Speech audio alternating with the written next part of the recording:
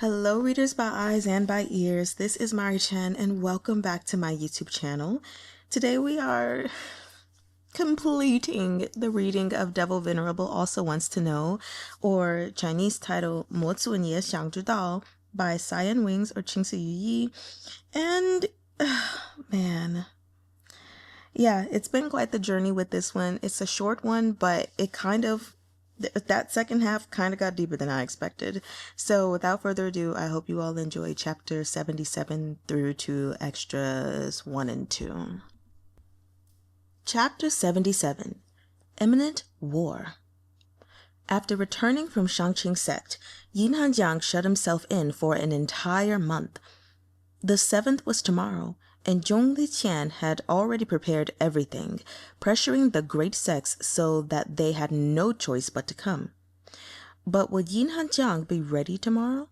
While the two sect leaders secluded themselves, Zhongli Qian had to use various methods to reassure altar masters and motivate the exceedingly lazy and idealistic Xuanyuan sect key members to do work.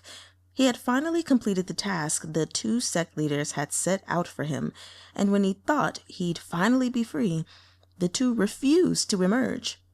In truth, the tracking curse and heart-linking parasite didn't really matter to him. After 30 years, he'd long gotten used to them. Besides, after Baili Qingmiao reached Mahayana, he wouldn't need the altar masters, as if he and Baili Qingmiao joined forces, they could simultaneously break the curse and expel the parasites. As for this position as altar master, Zhongli Qian truly didn't want it anymore. He hoped after the blood demon was dealt with, the sect leaders could let him free to wander the world as he pleased and prepare for his tribulation. Altar Master Zhongli. The soft and feminine Altar Master Miao came up to him. After you helped me tweak the method for raising King Gu, I really have seen results. It's already made a cocoon, and when it emerges in a few days, it should have the power to kill a wandering immortal. I really must thank you.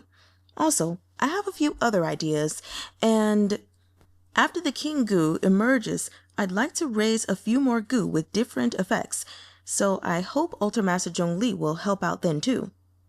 Zhongli Qian maintained a faint smile, not mentioning how he had already decided to leave Xuanyuan's sect after everything was over tomorrow. Move! Altar Master Zhen pushed aside Altar Master Miao.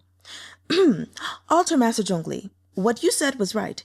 Things will tip back when at their extremes, so everything is at its strongest when it can find an equilibrium. After I added some flexibility to my Xuanwu armor, its defensive power has skyrocketed.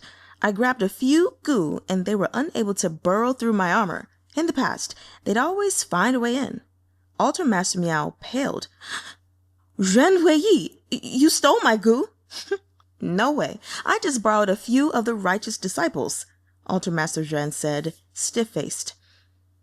Sir Zhongli, Sir Zhongli. He and Chu rushed over, holding a book. Thank you so much for your pointers. When I presented the poems I wrote with your advice to the protector, she especially favored me. I've written another poem today, so can you help me edit it? Zhongli Qian smiled slightly. Altar Master Shrr piled in. Altar Master Zhongli, there's still a point I don't understand and desire of the 7 sufferings. Can you... Zhongli Qian kept smiling. He didn't have power that far surpassed the cultivation realm like Wenren E and Yeen Hanjiang, so in order to get the altar masters working for him, he had to coax them a little and get them helping him of their own free will. The 4 altar masters of the Xuanyuan sect crowding cheerfully together was truly a sight unprecedented since the sect's founding. With a yawn, Yanyan leaned against a doorframe, watching them, a bit puzzled over whether He and Chu was asking Zhongli Qian for poetry help in order to kiss up to her, or if he really wanted to spend more time with Zhongli Qian. What a racket! A black-robed woman with a frosty expression marched into the hall. Tsong-shoo-eh. She hadn't been in a good mood lately. It had taken a lot of effort to get rid of her flesh, but it had all regrown. Even though she'd risen in strength again, and it wouldn't take long for her to ascend to the immortal realm, she was still unhappy. Baili Qingmiao and Su Huai followed her. Baili Qingmiao wanted to leave Xuanyuan's sect. Her sect had never kicked her out, so she was still a Shangqing sect disciple, and she really felt out of place in Xuanyuan's sect's environment. Plus, the ghost taking care of her was the Violet Spirit Pavilion Master whom Qingmiao had refined into a puppet. She felt like she was sitting on needles all day and really looked forward to departing after the gathering. In the past, that one line from Qingmiao would have had all the altar masters scuffing with her. But now Qian was here. He greeted Qingmiao while unobstructively placating the altar masters, preventing conflict from breaking out. Did Altar Master Zhongli call us all here in order to prepare for tomorrow? Yawning, Shu Yanyan slowly wandered up. Precisely, Zhongli Qian said. Tomorrow, the righteous cultivators might turn on us, so we should be prepared. Everyone here is a pillar of Xuanyuan's sect, and even if one person gets injured, it'd be a loss to us. Sect leader Yeen isn't allowing us to set an array in advance, but we at least have to take defensive measures. With just a few skillful words, he had all the altar masters looking proud of themselves, and even Altar Master Shrr, who had his guard up toward Zhongli Qian, decided he was a decent guy. Suddenly, a black blur flew into the main hall. In a clear voice, he said, "No need for preparations. Just follow this Venerable." It was When-rehn Uh. With a wave of his sleeve, he transformed the head seat into two.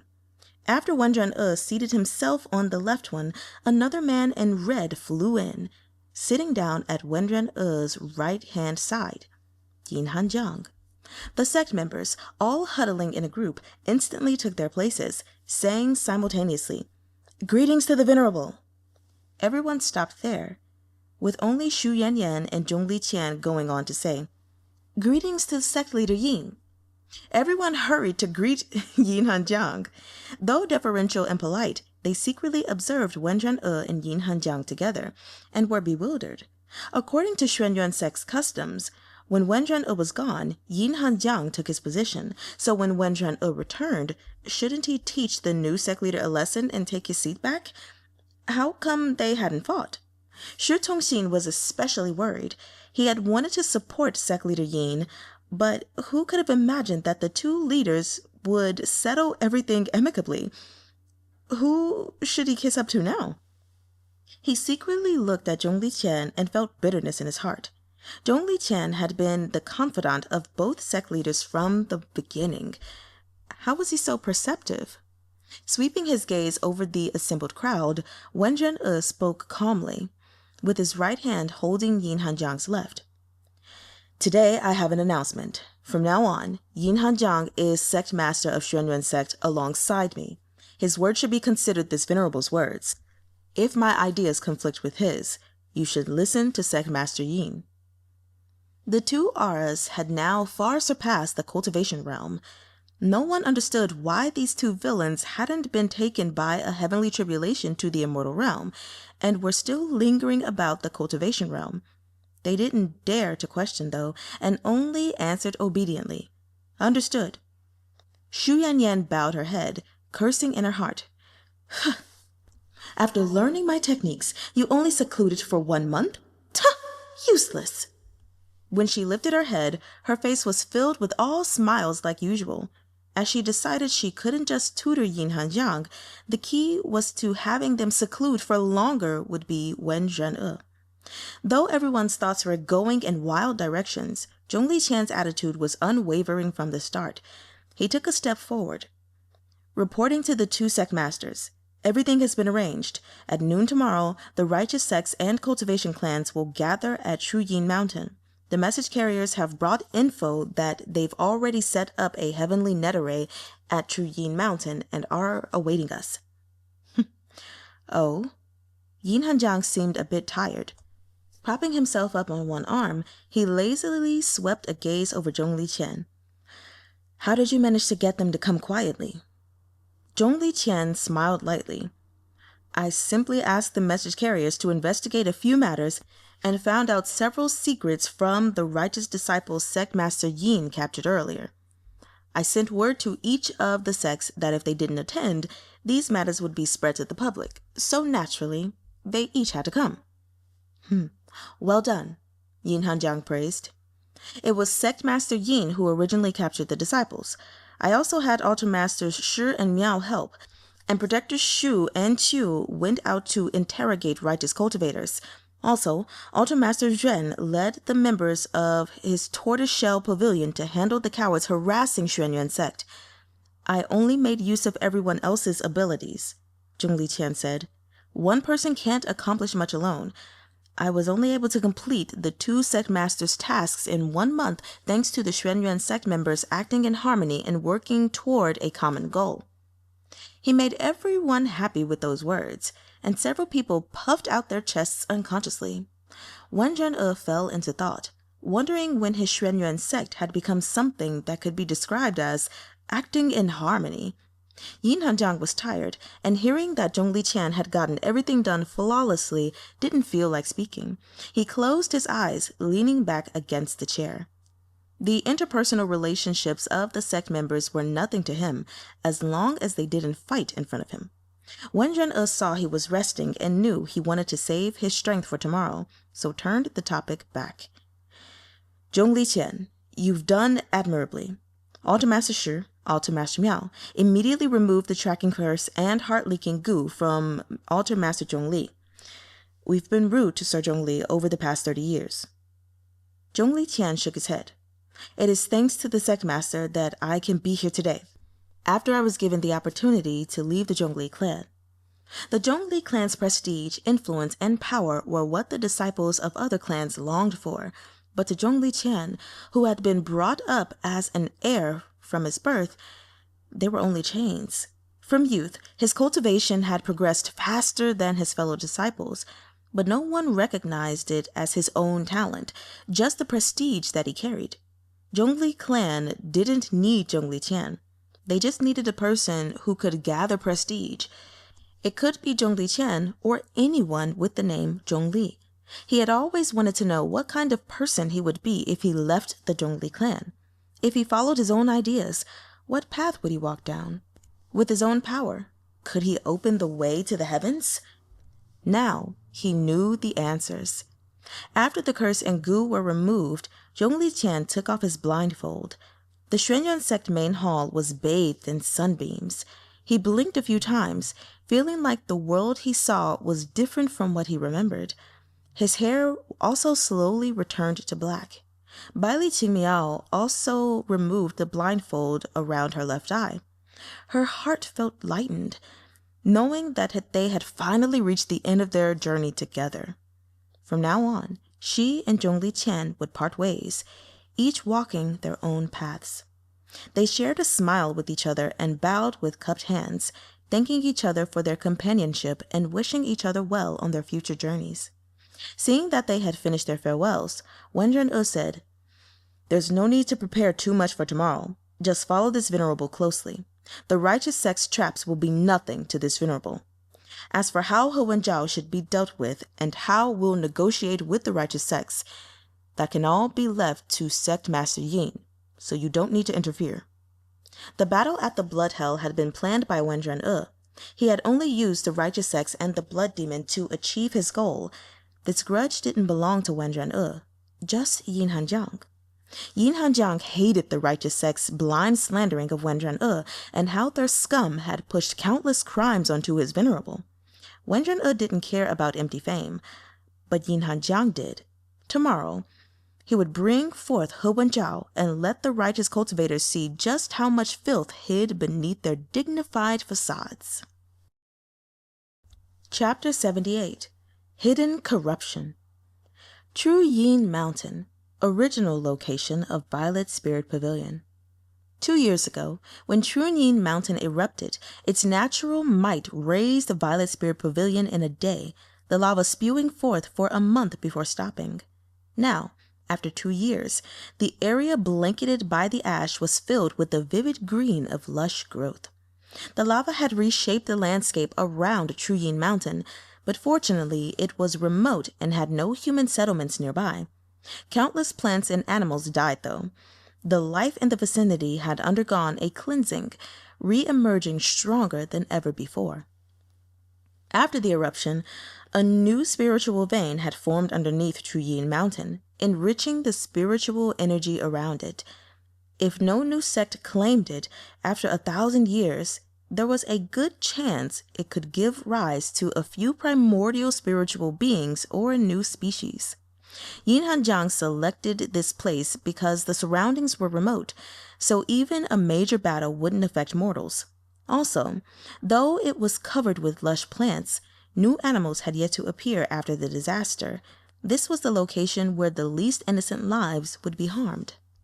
Even though his thoughts had been muddled and filled with the desire for revenge, Hanjiang instinctively chose a place which would do the least harm to the mortal world. He had watched Wenren for so many years, so even if he didn't understand, he had been subconsciously influenced by many ideas. The sects here had all been threatened by Zhongli Qian, so, in tacit agreement, they arrived ahead of time, checking that the demonic cultivators hadn't set up a trap and setting up an inescapable net of their own, hoping to bring the demonic path down in one move. The previous Great Sect War started because, under Wenren E's management, the internal strife in Xuanyuan sect decreased. Their influence grew by the day, and since demonic methods were faster than righteous ones, in just 10 years, the Xuanyuan sect had the power to take on the entire righteous path alone, and Wenren had become the top expert of the cultivation world, unmatched by anyone. Thus, the righteous sects needed to curb the expansion of the demonic sects and fight over the limited spiritual energy. Also, of course, both the righteous and demonic sides had realized that only by having this war could they escape the judgment of heaven. The last time, the righteous sects found a random excuse to declare war. A small sect had been slaughtered, everyone assumed by the demonic cultivators, so that had become the fuse to kick off the Great Sect War. This war, however, wasn't fate.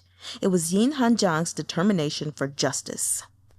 Altar Master Yuan used to work with the righteous sect's scum, growing his own power in the shadows, so his death unearthed many secrets. Any one of the things Hanjiang discovered would be enough to make a great sect's reputation completely collapse. Zhongli Qian well understood the importance the righteous sects and cultivation clans placed on reputation, and since Hanjiang was impatient and Zhongli Qian had his own motives, he had used the Xuanyuan sect's name to threaten each and every sect. Several arrays from ancient texts had been dug up, and the small mountain was blanketed with the Drunken Dream Array, the Skyfire Array, the Ascending Firmament Array, and over a dozen others, awaiting the arrival of Xuanyuan sect so they could massacre them all at once. A red streak flew over the mountain first. The people waiting and hiding saw it was Hanjiang and quickly gave the signal to activate the arrays. A vast torrent of spiritual energy approached Hanjiang. He made no move to avoid, stopping in the air and watching as countless cultivators emerged from hiding. His Venerable had said that he should just focus on doing what he wanted and not worry about anything else. When the force that could collapse mountains and overturn seas was about to crush Hanjiang's frail body, a halberd cut through the air, severing the lines of several arrays. Wenren appeared behind Hanjiang. He raised a hand, and the natural spiritual energy gathered by the arrays instantly fell under the control of his primordial chaos. The cosmos was born from chaos, so all spiritual energy came from chaos and would return to chaos. After Wenren comprehended this, all the techniques of the cultivation world were nothing more than transformations of energy to him. These arrays used secret techniques to transform the spiritual energy suffusing the human realm into weapons, so he could then use the power of chaos to return the weapons to the earth. He no longer needed to use his own power to block, leading to both sides being hurt and spiritual energy being wasted pointlessly. A whirlpool of spiritual energy formed around him, absorbing the power of the arrays and magic weapons around him. When the righteous cultivators no longer dared to attack and were powerless to do so, with the wave of Wenren E's sleeve, the terrifying volume of spiritual energy reversed its direction, transforming into sparks of light and falling onto True Yeen Mountain as a rain suffused in spiritual energy. When Baili Qingmiao, following Tsong-shoo-eh, saw this scene of rejuvenation, she was moved and instantly sat cross-legged in the sky, having a moment of sudden enlightenment. Tsong-shoo-eh, Zhongli, Qian, and Huai never could have imagined that with a war on the brink of starting, Baili Qingmiao could just have a moment of enlightenment whenever she wanted. What kind of talent did she have? Was she already at the peak of void boundary, so when she woke up from meditation, wouldn't she be at Mahayana? Sensing a change in spiritual energy, Wenren E glanced toward Baili Qingmiao and finally realized. Back then, True Yeen Mountain had been influenced by Baili Qingmiao and thus showed signs of erupting. Even though it was eventually brought about by Wenren E's fighting with the Pavilion Master, the ultimate trigger was Baili Qingmiao's command over disaster. Her duty was unleashing disaster, so wherever she went, any kind of hidden danger would be prematurely awakened. Even in the spiritual realm, what Baili Qingmiao had seen was the darkness and terror that always surrounded her. But after she closed her eyes, the spiritual realm was peaceful, bright and dazzling, abundant with treasures. That scene in the spiritual realm resembled the True Yeen Mountain now. In both cases, Baili Qingmiao had brought about disaster, and the disaster had been followed by new life. After awakening to the path of indifference, Baili Qingmiao was no longer placed to gaze on a single person, but looked further and higher. When she looked at someone, she saw not a human, but the earth behind them. The Tao was dispassionate, yet held compassion, and such was the cosmos.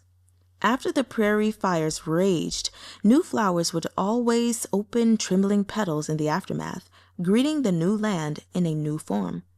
For millions of years, the three realms had existed like this, destruction being followed by rebirth in turns, the cycle repeating without end. In her meditation, Baili Qingmiao seemed to hear someone speaking incessantly by her ear. She didn't remember the words, but she faintly remembered there was something she had never been able to say. "You're incorrect," Baili Qingmiao muttered in her trance. Only Huai, laying out a chair near her, heard. "What?" Huai leaned closer to his master, hearing her say, "If a god of heaven were to place their sight on a single species, then they would not be worthy of being a god." As she spoke, Wenzhao was tossed at Hanjiang like a dead dog, whom was caught in one hand. Hanjiang looked around, his gaze finally falling on the Shangqing sect master, throwing Wenzhao at his feet. "Since you've completed your oath, I'm returning your disciple to you," the red-robed man said coldly. "Wenzhao!" The sect master threw himself at Wenzhao. He saw that he was covered with talismans and unconscious. Seemingly, even his soul had been sealed away. "Hanjiang," the sect master said furiously. "On that day, I led the attack on the blood demon. The Shangqing sect has ancient records that say, when a blood demon appears, all life in the mortal realm will perish. So, he must be eradicated at all costs. Now that Wenren E has survived, I'm willing to give my life in order to slay the blood demon. But none of this has anything to do with my disciple. If you have a grudge, then take it up with me. Why harm an innocent?" With Wenren E's appearance today, everyone knew they had failed to eliminate the blood demon. Somehow, he had gotten more powerful in the blood hell, breaking their painstakingly set arrays in one move. Many people wanted to flee at that moment, but their paths were blocked by the members of Xuanyuan's sect, and many people also prepared to fight to the death against the blood demon. The new abbot of Wuxiang Temple placed his palms together, saying to Hanjiang, "Benefactor Yeen, a blood demon is like no other cultivator. If you are determined to shelter him, then even if we're to give up our mortal bodies, we must prevent you from making a grave mistake." "Shelter him?" Within the spiritual reign, the red-robed man burst into laughter. His eyes were filled with contempt, as if he saw the righteous sex experts before him as no more than a herd of silly sheep. With a sweep of his sleeves, Hanjiang appeared before Wenren E. Today, if you're determined to kill the blood demon, I certainly won't stand in your way. But as for who truly is the blood demon, we need to clarify matters. As he spoke, Hanjiang's fingers flew through hand seals. The talismans of the Ziwu soul locking array on Wenzhao's body faded, the power sealing him growing weaker and weaker. Over this past month, the Ziwu soul locking array had been steadily draining at the blood demon's soul. In order to survive, the blood demon would have had to expend his spiritual essence to fend off the corrosion. By now, the spiritual essence he'd absorbed from those 17 experts should all be used up. At the moment before the array lifted, Hanjiang summoned the burning sky drum, which began to sound in the sky. The cultivators prepared themselves to defend or attack Hanjiang in order to stop him from casting his techniques. But after a few beats, they realized that the drum's sound wasn't targeting them. The pressure of its sound waves were all focused on Wenzhao. The sound of the burning sky drum had the power to awaken someone's demonic nature. Hanjiang had experienced this heavily. Now, he wanted to see whether the blood demon, who was so steeped in dark impulses, could withstand it. The blood demon and Wenzhao regained consciousness simultaneously. The past month had been hard on them. Wenzhao had been protected by his divine nature and the power of primordial lightning, so could resist the array for some time. But the blood demon was vulnerable to it. By the last few days, he had long expended the spiritual essence he previously absorbed and held out by secretly consuming Wenzhao's primordial essence and divine power. Wenzhao didn't know it was the blood demon absorbing his essence and just assumed it was the array. Now, finally, the array had been lifted, and when Wenzhao opened his eyes, he saw his master before him. Joy rose in his heart. Had his master come to rescue him? And the blood demon was hungry, starving, as if he hadn't eaten for 100,000 years. His soul parched without the nourishment of spiritual energy. He felt as though if he didn't eat a few people, he wouldn't survive. Underneath the pounding of the drum, the blood demon was brought back to 10,000 years ago, when he was attacked by the entire cultivation world. So many people flashing about before his eyes, attacking him like they wanted to throw their lives away. When he ran out of spiritual essence, he could randomly grab one of them to consume and use the power he replenished to continue fighting. Countless died in that battle, and the blood demon, drunk on slaughter, laughed madly as he watched the cultivators fall one after another. He was hungry, so hungry, enduring as a wisp of a soul for 10,000 years. After he had finally consumed a few more cultivators, all of that spiritual essence was lost. He desperately needed to replenish his spiritual essence. His rationality told him that before he had fully subjugated Wenzhao, and without knowing the current situation, he needed to endure. After figuring out what was going on, he could find an opportunity to act. But if rationality could suppress demonic nature, then Hanjiang wouldn't have been so tormented by inner demons, unable to free himself. Only those who had experienced this madness could understand it. So only Hanjiang could awaken it. The blood demon shook his head, seeing the Shangqing sect master through Wenzhao's eyes. Wenzhao had dragged his battered body toward the sect master, who supported him upright. The moment Wenzhao's hand touched him, the blood demon felt the overflowing energy beneath his skin. At that moment, his dark urges were impossible to resist. In an instant, he took over Wenzhao's body, and with a slight effort, blood mist enveloped the sect master while his guard was down. The sect master let out a scream as his body began to dissolve into blood. He watched helplessly as a heartless smile appeared on his disciple's face as he ripped off his leg, which had already dissolved, and began absorbing his soul. Fortunately, The new abbot of Wuxiang Temple reacted quickly, thrusting his staff at the sect master and separating him from Wenzhao, and forcing back the blood mist with Buddha power, saving the sect master's life. However, half of the sect master's spiritual essence had been absorbed by the blood demon, his own disciple. Staring at Wenzhao uncomprehendingly, he asked, Wenzhao? Hanjiang raised his voice. You say my Venerable is a blood demon, but who's personally seen him killing cultivators? You say this lord is sheltering the blood demon, but this lord wants to ask the Shangqing sect master, exactly what is Wenzhao? While the righteous cultivators were too shocked to act, Hanjiang clapped his hands, and his subordinates tossed out the scum of the righteous sects. They had been tormented by Aldermaster Miao for a month and had lost any will to fight. Hanjiang kicked one of them in the chin and said, Tell them what you did. I'm a disciple of Baili Valley. We cultivate by signing contracts with resentful ghosts. We help them fulfill their lingering regrets, and they serve us for a few years. I wanted a more powerful, resentful ghost in order to show up the other disciples.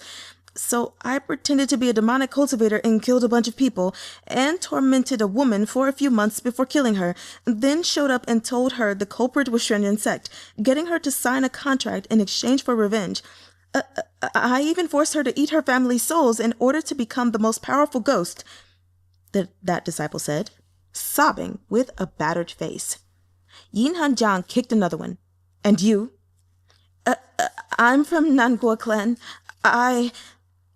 One righteous cultivator after another was brought forward, confessing what evil deeds they had pushed onto the Xuanyuan sect. Even Tsong-shoo-eh couldn't stand to listen in the end and shattered the Baili Valley disciple's skull with a kick, saying, You'll do the deed, but you won't admit it? Worthless! The Baili disciple's body was dead, but his spirit lingered in the air, yelling, It wasn't just me who did it. My sect's strongest resentful ghost was created using evil techniques. After his words, several other people, at Hanjiang's hinting, also yelled out what their sects had done, such as how Tianjian sect had forged their immortal blades, how the Gongxi clan had unleashed plagues of locusts onto the populace because of a feud with the Liangqiu clan, and various other matters, revealing that not a single person present this day was innocent. It wasn't that the sects had never done anything good, but there were too many members and too many connections, and there would always be people willing to do evil for power or fame. It was as if a sheet of paper was stained by dots of ink, and they could no longer stand up for themselves. Shangqing, Baili, Jiuxiang, Tianjian, Wuxiang, Nanguo, Gongxi, Zhongli, Liangqiu. The great righteous sects and 4 cultivation clans have 1,000 years of heritage, following the path of heaven and preserving mortal lives. This is how you preserve mortal lives? Such righteousness! Such value in sentient lives! What a breeding ground of hidden corruption! Hanjiang said. Chapter 79. Wenzhao's death. Being in the wrong, the righteous cultivators had no way to defend themselves. Even the Shangqing sect master, the old-fashioned righteous cultivator who had never done anything wrong in his life, never could have imagined that the blood demon he declared he would eradicate was his own disciple. The shock was such that he was unable to speak. Hanjiang wasn't interested in slaughtering the righteous cultivators. He only cared about Wenren E's reputation. His Awu thought purely of mortal lives, would rather face death and enter the blood hell to seek a slim chance of survival than give in to demonic nature and devour souls. Hanjiang couldn't bear such a person being slandered as a blood demon. He glanced at the Shangqing sect master. With the amount of spiritual essence the blood demon had taken, he probably wouldn't last much longer. So Hanjiang paid no more attention to this worthless mentor. The soul of the Shangqing sect master alone was far from enough for the blood demon. He looked around, searching for victims. With a strange technique, Hanjiang appeared behind each of the experts who had ambushed Wenren E that day, kicking them toward the blood demon. Don't you want to slay demons? This lord has delivered the blood demon to you. Go on." With his last yell, the righteous experts gained some courage. They brought out their weapons, determined to fight to the death against the blood demon. However, the righteous cultivators had just expended all their power on the arrays set against Xuanyuan sect, their spiritual energy having been transformed into a rainstorm by Wenren E, so they had hardly any power left. The blood demon had recovered some strength from the Shangqing sect master, and the burning sky drum's awakening of his demonic nature had faded. He knew he had exposed himself and could no longer lie low. So abandoning all caution, he grabbed a Shangqing sect girl who was the closest to him and dissolved her into blood, consuming her. She just happened to be Liu Xinye. Okay. Seeing that Wenzhao was actually the blood demon, all the love left for Wenzhao in her heart had turned into hate. She knew that after everything was settled, she would be humiliated when she returned to the sect for being the wife of a blood demon. Liu Xinye had often used other girls' love toward Wenzhao and jealousy for Baili Qingmiao to make Baili Qingmiao an outcast within the sect, so she knew better than anyone what it was like to be bullied.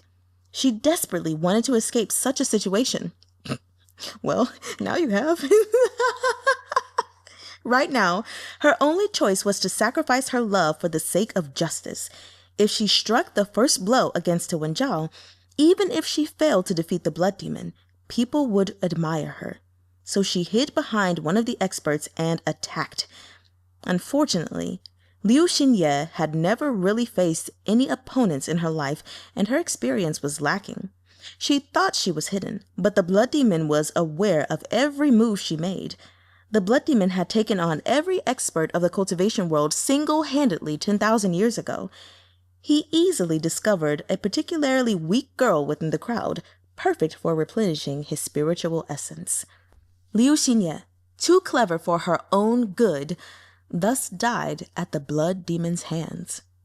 After absorbing Liu Xinye's soul, the blood demon became more powerful and began to attack, taking on the righteous sect experts. By now, Hanjiang had backed off a great distance with Xuanyuan sect's members.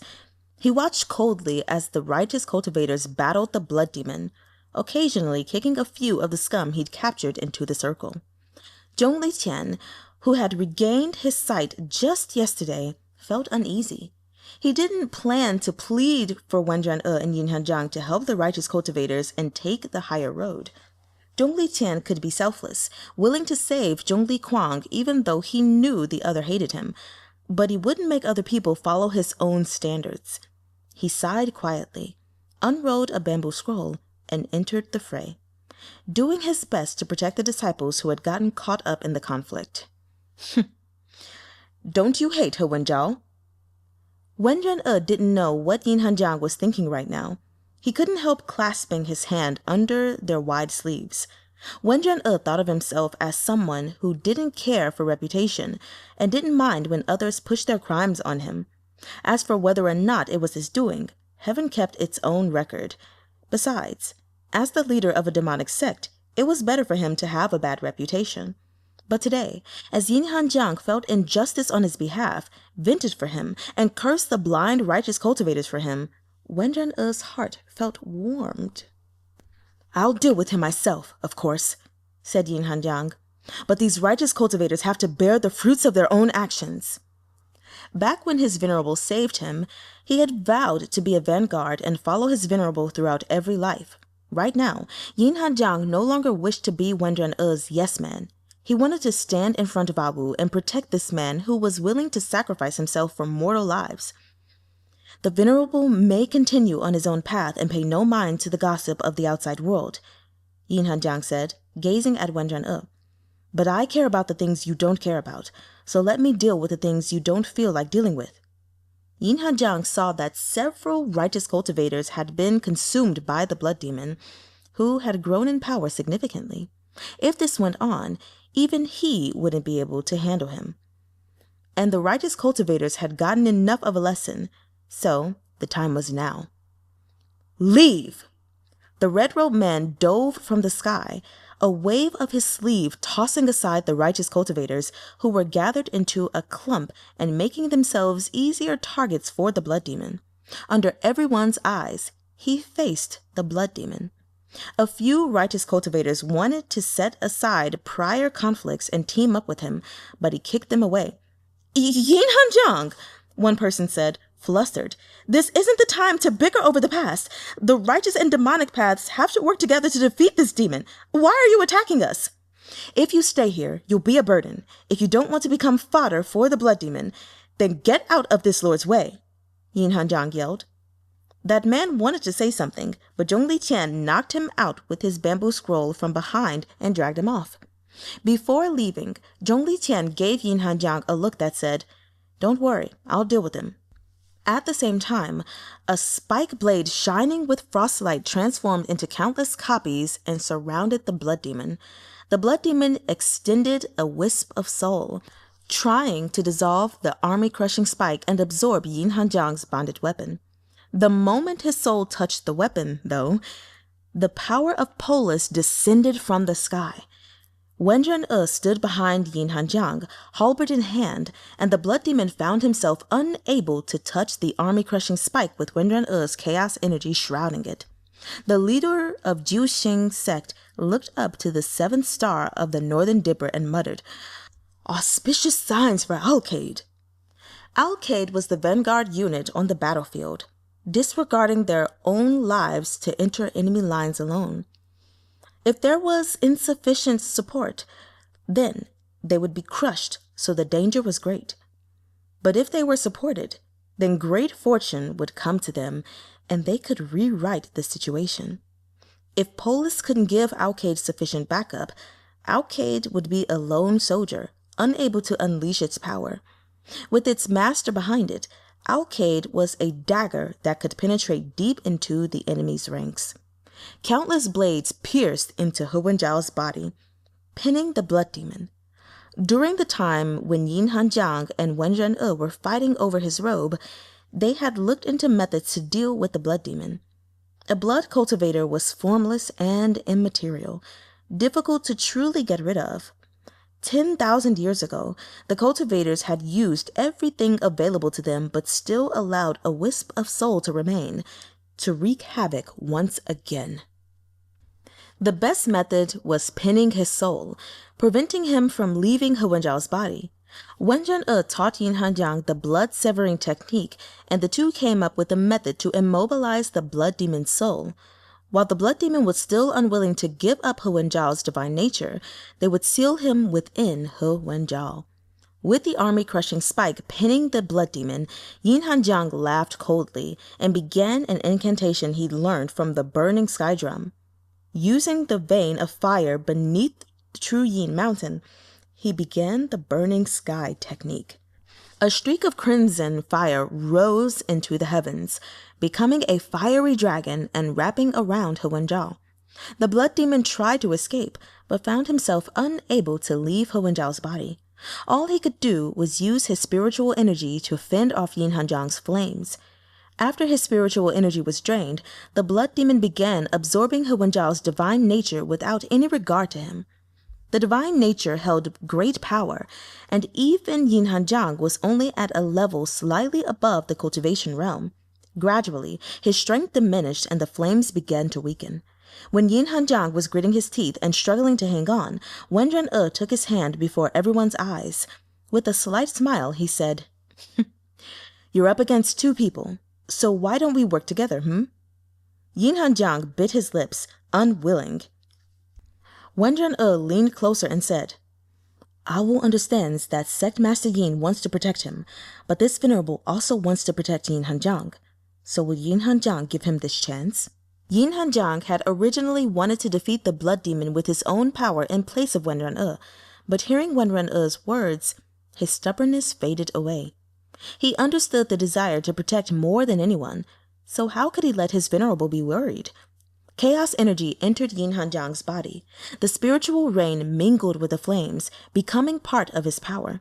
The flames engulfed the blood demon, who, nearly unable to endure, released Wenzhao to control his body again. Wenzhao had been bewildered the whole time. He had suddenly fallen back to Foundation establishment, suddenly been captured and sealed at Xuanyuan sect for a month, suddenly harmed his own master, and suddenly been engulfed in raging flames, suffering with his spiritual energy drained. "Master, Shushu, what's happening?" he cried. "Why am I on fire?" A hand on his chest, the Shangqing sect master said, "Wenzhao, did you know there was another soul within your body?" Wenzhao froze for a moment, then screamed again from the flames. Seeing him, the sect master was resigned. Coughing up a mouthful of blood, he said, "Then did you know he was a blood demon?" Wenzhao opened his mouth, wanting to say something, but suddenly froze and was unable to speak. He hadn't known at the beginning, but at the battle at the Blood Hell, when the blood demon took over his body to attack Wenren E, Wenzhao had gotten the faint impression that the person possessing him wasn't anything good. And possibly those experts hadn't been killed by Wenren E. But he hadn't told his sect, possibly worried the blood demon would turn on him, or possibly afraid to take responsibility for his wrongdoings, or possibly... Looking at his expression, the sect master sighed. "Wenzhao is my disciple, so as his master, I should pay the price for the grave mistake he has made. If Baili Qingmiao hadn't helped sect leader Yeen capture this monster, who knows how many more people would have died. Let it be known to all disciples of Shangqing sect that Baili Qingmiao has helped to eliminate evil and achieved great virtue. After this lowly Taoist's death, Baili Qingmiao should inherit the leadership of Shangqing sect." After he spoke, he gathered his remaining strength and leapt into the flames. "Master! Sect master!" The members of Shangqing sect all began shouting, some people trying to sacrifice themselves to save him. The sect master held up his hands, though, and said, "If we fell in righteousness, we should bear the punishment." "Amitabha," the Wuxiang abbot recited. It was clear to everyone that the righteous sects had truly lost all face to Yin Hanjiang today. If they didn't make such a display, the righteous sects would be unable to stand in the cultivation world in the future. The Shangqing sect master wanted to die not only because of his own shame, but to bring honor to the Shangqing sect. If any future disciples wanted to go down the wrong path, they would remember the outcome today. Within the night, a circle of fire burned until daybreak, like a lamp in the darkness that illuminated the sky above True Yeen Mountain. By the time the sky lightened, the 3 people within the flames had been reduced to ash. Within the burning sky drum's fire, only a spike remained. Yin Hanjiang retrieved his weapon, haughtily surveying the ash-covered righteous cultivators. With a scoff, he said, "The righteous sect has a sense of responsibility, using 2 of its lives to make up for its mistakes. As for you guys, this Lord will return your disciples to you, so figure out yourself what should be done. And remember one thing, in the future, each sect will take responsibility for its own actions. Don't go finding someone else to blame." After finishing, he led the Xuanyuan sect members and left True Yeen Mountain grandly. Upon departing, Yin Hanjiang's body listed. He had been injured fighting the blood demon, but endured it in front of everyone, not willing to let them see. Suddenly, a hand closed around his ice-cold fingers, and warm spiritual energy poured into his body. The 2 exchanged a smile. At the last moment before daybreak, Polis and Alcade shone brilliantly, reinforcing each other, beating Venus, which should be the brightest in this moment, in radiance. Chapter 80. Book Burning Immortal. The day Wenzhao died was the apocalypse for God of Annihilation's discussion page and cause for celebration for abusive romances. The atmospheres of the 2 were night and day. In the discussion page of God of Annihilation, "What do you mean, the end? When I heard such an old book was suddenly getting revised, I rushed to the site to read it. And after following for 1,000,000 words, the protagonist suddenly dies?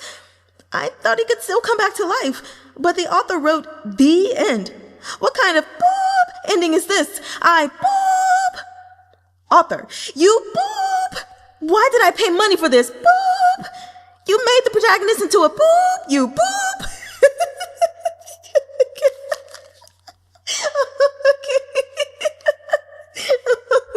Oh my gosh. Wasn't this an old classic? I even bought a physical copy once. Now the protagonist is dead before the end of the first volume? Boop, author, I want my money back. I agree, but... previous poster. This book was never printed. Did you read a 1,000,000-word physical copy? Then what did I buy?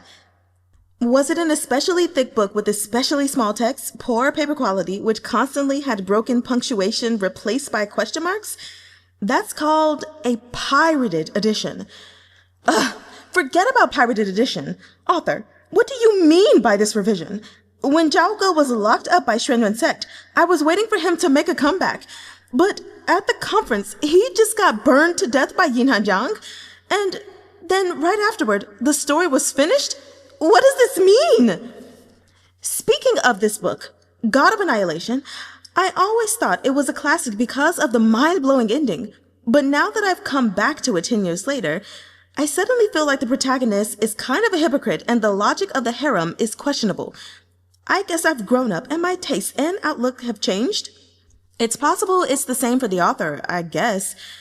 After getting older, he looked back on his previous work and just wasn't satisfied with it, so decided to toss it all out and start over. I can understand the author not wanting to face his shameful past, but you have to make a sensible ending, you boop! Why are there so many boops in the discussion page? Language filters. Curse words aren't suitable for children. This story isn't either. It'll make you doubt your life. Let's just go read no romance stories to clean our eyes. The readers of God of Annihilation went from rage to helplessness to finally indifference as they moved on to other stories, while the discussion page of abusive romance was harmonious throughout. In abusive romance, revised edition, Baili Qingmiao exited meditation having reached Mahayana, achieving minor enlightenment of the path of indifference. After hearing that Wenzhao had died and she had been appointed the new sect master, she was silent for a bit, then accepted her new responsibility. Her disciple Huai was puzzled. She was already at Mahayana and would soon be able to ascend, so why did she want to tie herself to Shangqing's sect? Baili Qingmiao smiled gently at her disciple. Do you think that Shangqing's sect and the entire righteous path all consists of the chasers of fame? All of them. Except for you, Huai answered angrily. He had also been listening on True Yeen Mountain as Hanjiang interrogated the righteous scum on each and every one of their deeds. When he realized just how much dirt had been smeared on Wenren's sect, he was furious, wishing that Sect Master Yeen would just burn everyone there. But Sect Master Yeen hadn't done so. He just eliminated the blood demon, then gave all the prisoners back to their sects for them to deal with themselves. If you asked Huai, the best would be killing all the righteous experts present, so Wenren's sect could take over the cultivation world. But do you know why the righteous cultivators could push all these deeds onto Wenren's sect? Baili Qingmiao asked.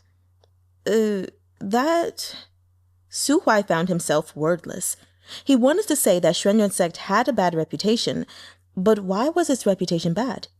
Because it really had done many awful things. Before Sect Master Wenren unified the demonic sects, Wenren's sect was truly capable of all evils. Baili Qingmiao thought back to Zhongli Qian's teachings and the stories of the past that Master Qingxue had told her. Their actions were in no way inferior to the ones of the righteous sects today. Over these past several years, Baili Qingmiao had been free from Shangqing's sect, wandering the world and witnessing the sufferings of the mortal realm with her own eyes. She understood that the world wasn't black and white. When her eyes, previously blinded by infatuation, had been cleared, her understanding of the world had changed.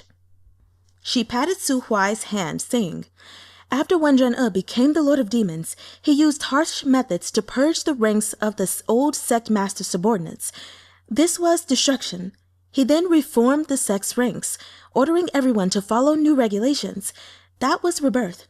After 100 years, Xuanyan sect has transformed from a demonic sect to a sect where anyone can express their nature. You feel comfortable in Xuanyan sect because everyone there is true to themselves, displaying malice and kindness openly with no pretenses or masks. But the one who made this possible was none other than Wenren E. As for today, when Yeen Hanjiang unmasked the righteous sect's years-old decay on Chunyin Mountain, it was destruction. After all these years of the righteous sects taking in disciples from far and wide, they've inevitably ended up unable to manage them. A large sect is bound to have rotten elements. If they don't excise them with a firm hand, the rot will spread to healthy flesh. Until righteous and demonic have no meaning, right and wrong, black and white are intertwined, and chaos ensues under heaven. So, what Sectmaster Yeen did was for the benefit of the righteous sects?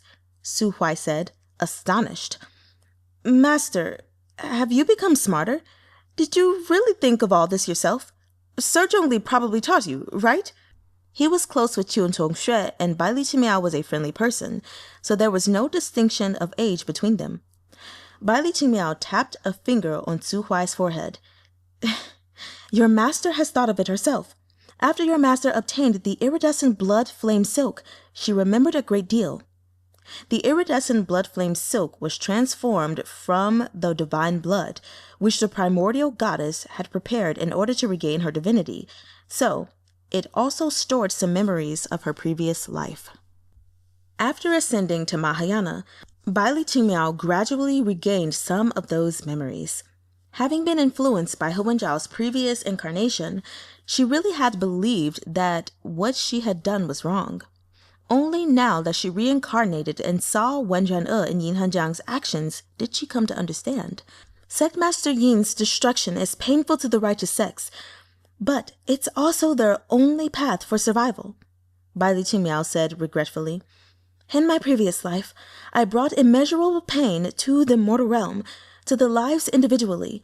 This pain was a devastating blow, but to the cosmos, each disaster is a chance for a new start.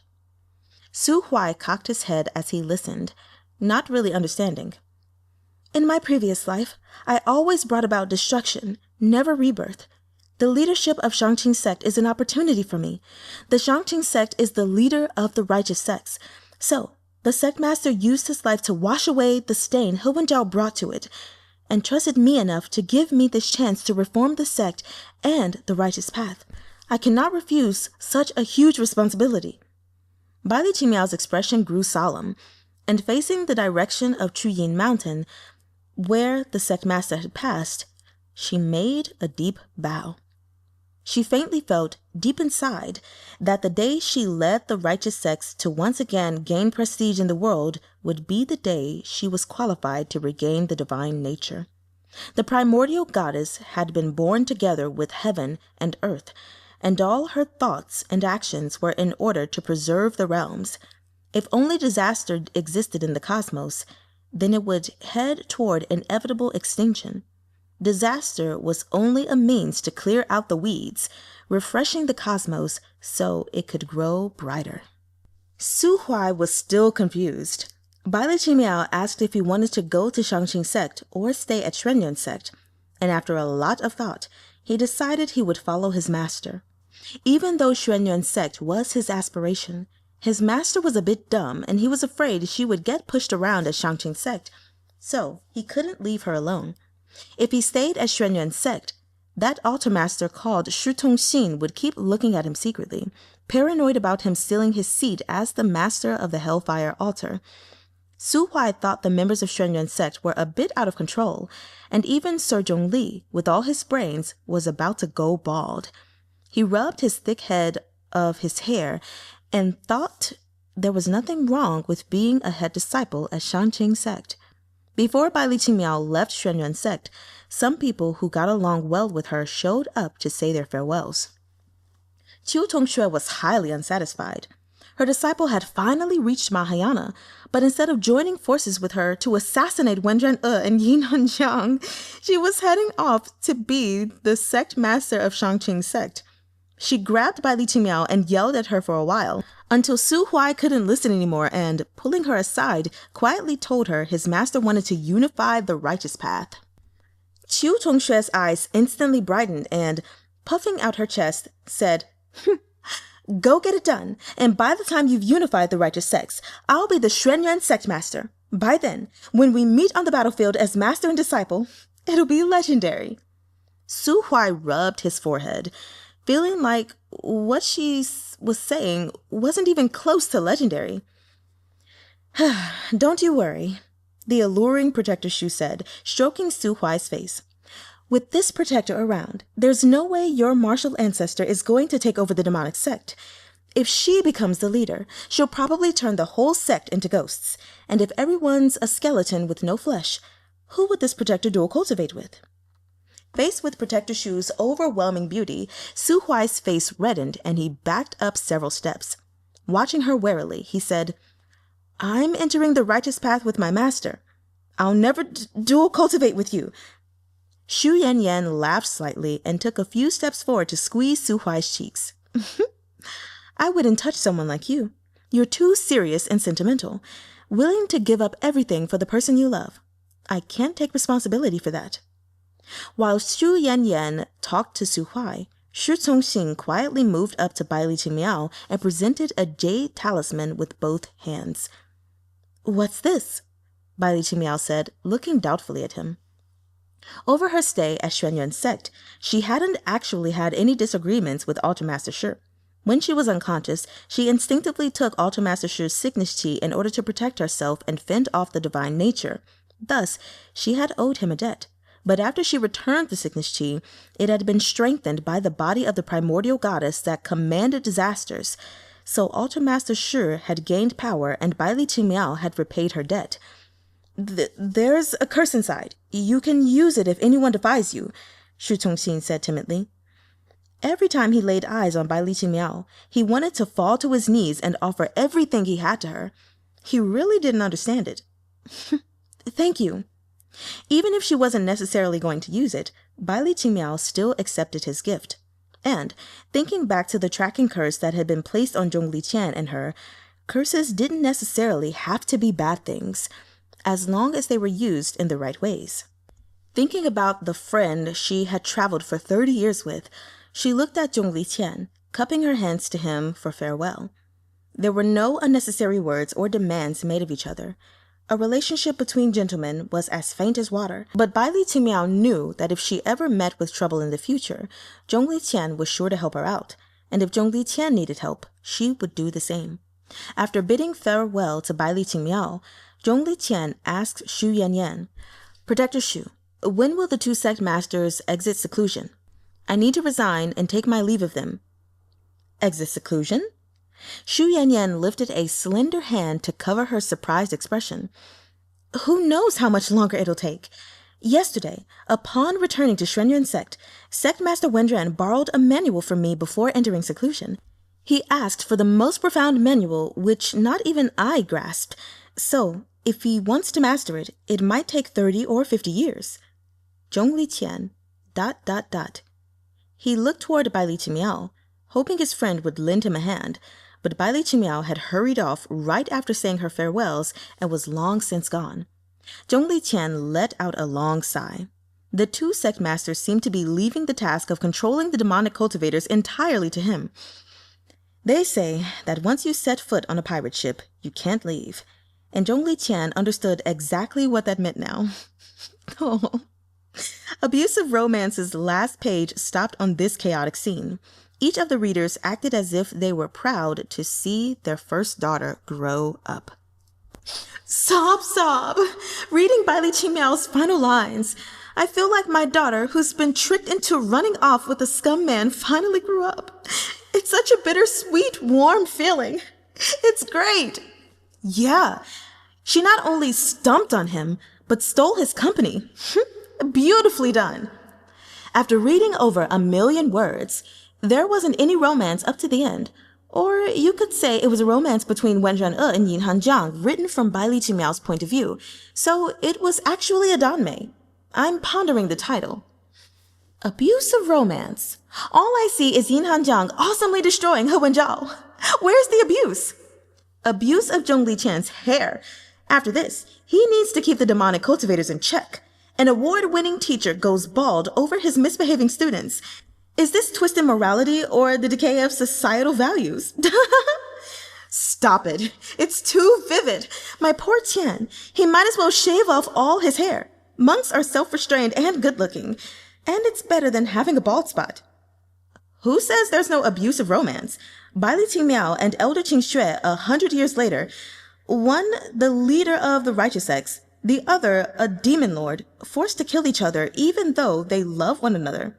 Back then, I saved your body, and you helped me escape a worthless man and saved my soul. We supported each other for 30 years. How could we end up facing each other in battle? Isn't that cruel? You're thinking too much. Qingxue doesn't have the brains to become the sect leader. If she goes for the position, Sister Shu won't let her. Speaking of Sister Shu, I want to see how her deepest techniques can take 30 to 50 years to master. Me too. Slap! Yin Hanjiang slammed shut abusive romance. You are the unchanging one in my heart, giving up on the reader's comments. With a book in hand, he eyed the lamp by the bed and slowly extended the book to the flame. A sturdy arm reached over and took the book out of his hand. A lazy voice sounded by his ear. What does it say? That makes you angry enough to burn it. This lord is just concerned. Yin Hanjiang opened his mouth, but found his throat was hoarse, and he took a cup of spiritual wine from his storage space, gulping it down before he continued. This work is malicious and might affect one's emotions. He roughly went over how, when Wenren E was in the blood hell, he had seen scenes from the original edition of the book, and it had aggravated his inner demons. It isn't just you who's experienced that. Wenren E thought back to how, when Tsong-shoo-eh had been saved by Baili Qingmiao in his place, the original dialogue had appeared in her mind. When Tsong-sheen first saw Baili Qingmiao, he also saw divine light. Only if the same plot was placed on a different person, a completely different outcome would result. Why would such a thing happen? Yin Hanjiang took out abusive romance and the 3 books of God of Annihilation and flipped through them, finding that Annihilation Volumes 2 and 3 had already become blank. Aside from people still hurling insults in the discussions, there were no signs of a revision. I've always had a question.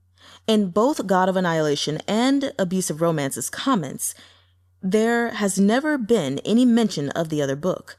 They clearly have the same protagonists. So, has no one read both books?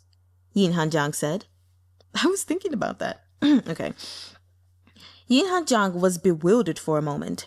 Staring at the books, various guesses flashed through his mind, but only one was close to a plausible answer. The 2 books don't exist in the same world. Correct, Wenren E said. The myriad worlds are all disconnected from each other, but they also influence each other. The cultivation realm has many legends about the immortal realm and the divine realm, but when it comes to whether they're true, we can't know until we go to the immortal realm or the divine realm. Yet this doesn't stop us from knowing things and discussing them. Our story is the same. From the viewpoint of different people, it's reflected in different worlds. Thus, no book in no world has the entire story, only the perspective of a certain person. If I have to give a judgment on both books, I'd say these 2 books are warnings about the end of the 3 realms. The fact that they each appeared in different hands is heaven working in mysterious ways, spreading the knowledge of the calamity facing the 3 realms. Whether or not the people who obtained the books can grasp the single chance of survival would depend on how they act. As for the plot appearing in people's minds, it could be the doings of the divine nature, or a warning from heaven, or other worlds influencing ours. But there could also be other reasons, so it's impossible for me to judge.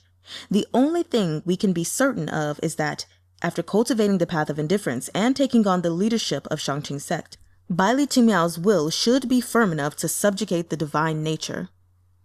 Yin Hanjiang didn't care about whether or not Baili Qingmiao could save the 3 realms. If you asked him, Being able to live and die alongside Wenren then melding together with him after death and becoming the new cosmos, was a fine conclusion. I wonder if there's a book with us as the main characters, Hanjiang said suddenly, as he flipped casually through the book over the oil lamp. Who knows? Wenren smiled slightly and didn't go to stop Hanjiang's move to burn the book. Would you object to our story being read? What does it matter to me? Hanjiang tossed the book onto the ground. Just as Wenren had said, even if other worlds could see their story, they didn't have the power to affect the two of them. To Hanjiang, the most important thing was that Wenren was alive and they were together. This alone was enough.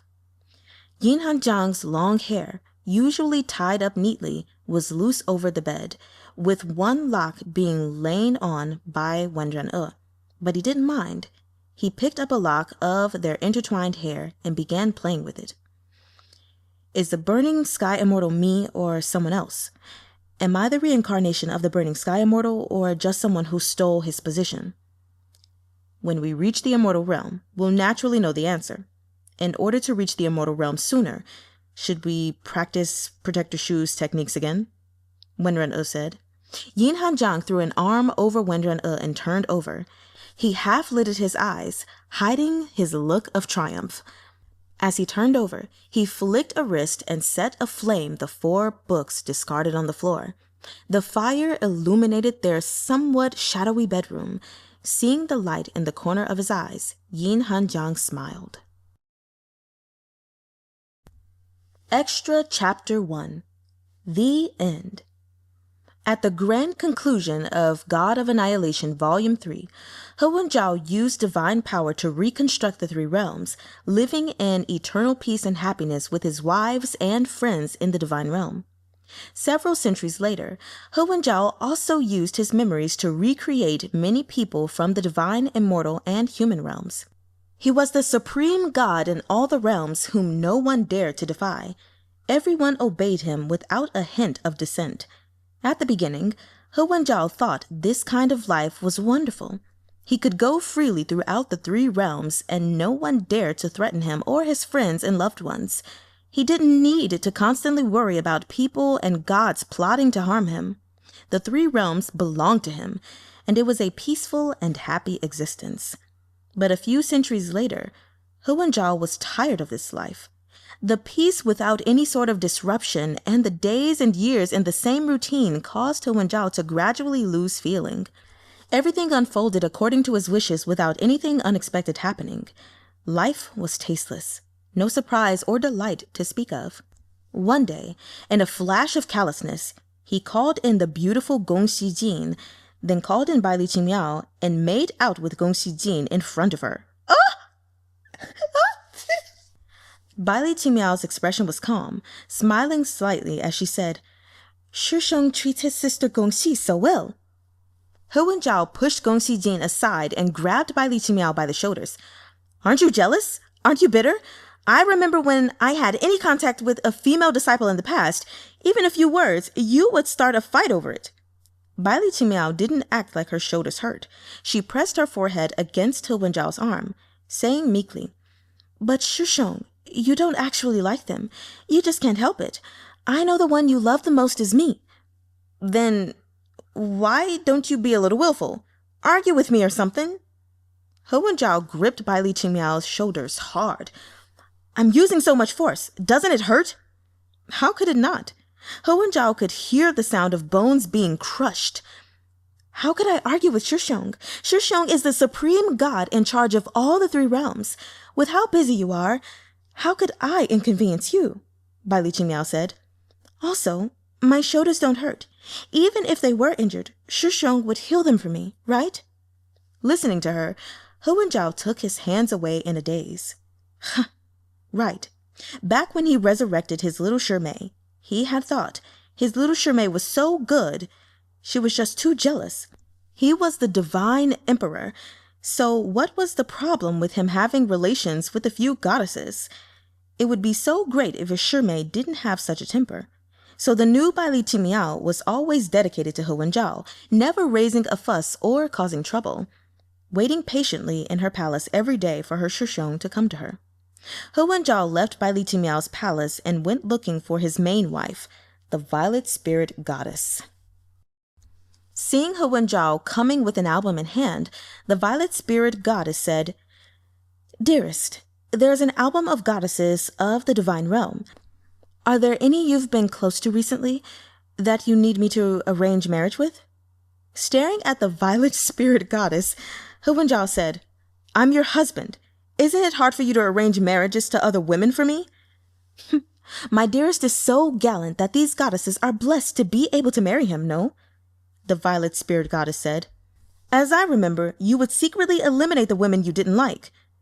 Even if Wenzhao never mentioned some things, that didn't mean he hadn't noticed. "I remember you disliked Gongxi the most, so why haven't you gotten rid of her?" "Because my husband likes her, of course." There was no emotion in the Violet Spirit Goddess's smile. She resembled a finely crafted puppet. Wenzhao opened the album. Each and every woman was beautiful in her own way, but he could no longer tell the difference between their appearances. "Just look through and pick a few," Wenzhao said, leaving with a disinterested wave. His wives all looked like what he wanted. Wenzhao knew all their words and actions in advance, because all of them had been created by him, even the future wives he took. He came to Yao Jiaping's palace. Yao Jiaping was now a god of medicine, in charge of the miraculous medicines of nature. When Wenzhao arrived, Yao Jiaping's wife, Xiao Yi, was tending the herbs in the garden. Upon seeing him, she bowed to him. "Divine Emperor." "Where's Yao Jiaping?" Wenzhao never had much of an impression of Xiao Yi, so the one he created looked exactly like the original, but had a personality like a blank sheet of paper. "He's treating a patient," Xiao Yi said. When he heard it, Wenzhao furrowed his brows and barged into Yao Jiaping's room. He saw him putting on his clothes, a woman lying on his bed. Her eyes looked like Xiao Yi's, probably a patient or a patient's relative. "You've already found Xiao Yi, so why are you still doing this?" Wenzhao said furiously, grabbing Yao Jiaping. "Isn't your heart dedicated to Xiao Yi?" After tying his belt, Yao Jiaping said, "I'm a god of medicine, so what's wrong with me getting with a few women? She can increase her power by dual cultivating with me too. And Xiao Yi is the only one in my heart. With other people, it's only fooling around. Aren't you the same? Your love for Baili Qingmiao doesn't get in the way of you marrying the Violet Spirit Goddess, Gongxi, and all those other goddesses. You scum!" Wenzhao sent Yao Jiaping flying with one blow. Yao Jiaping flew out of the palace, heavily injured. Xiao Yi instantly threw herself in front of him. "If you want to kill my husband, you'll have to kill me first."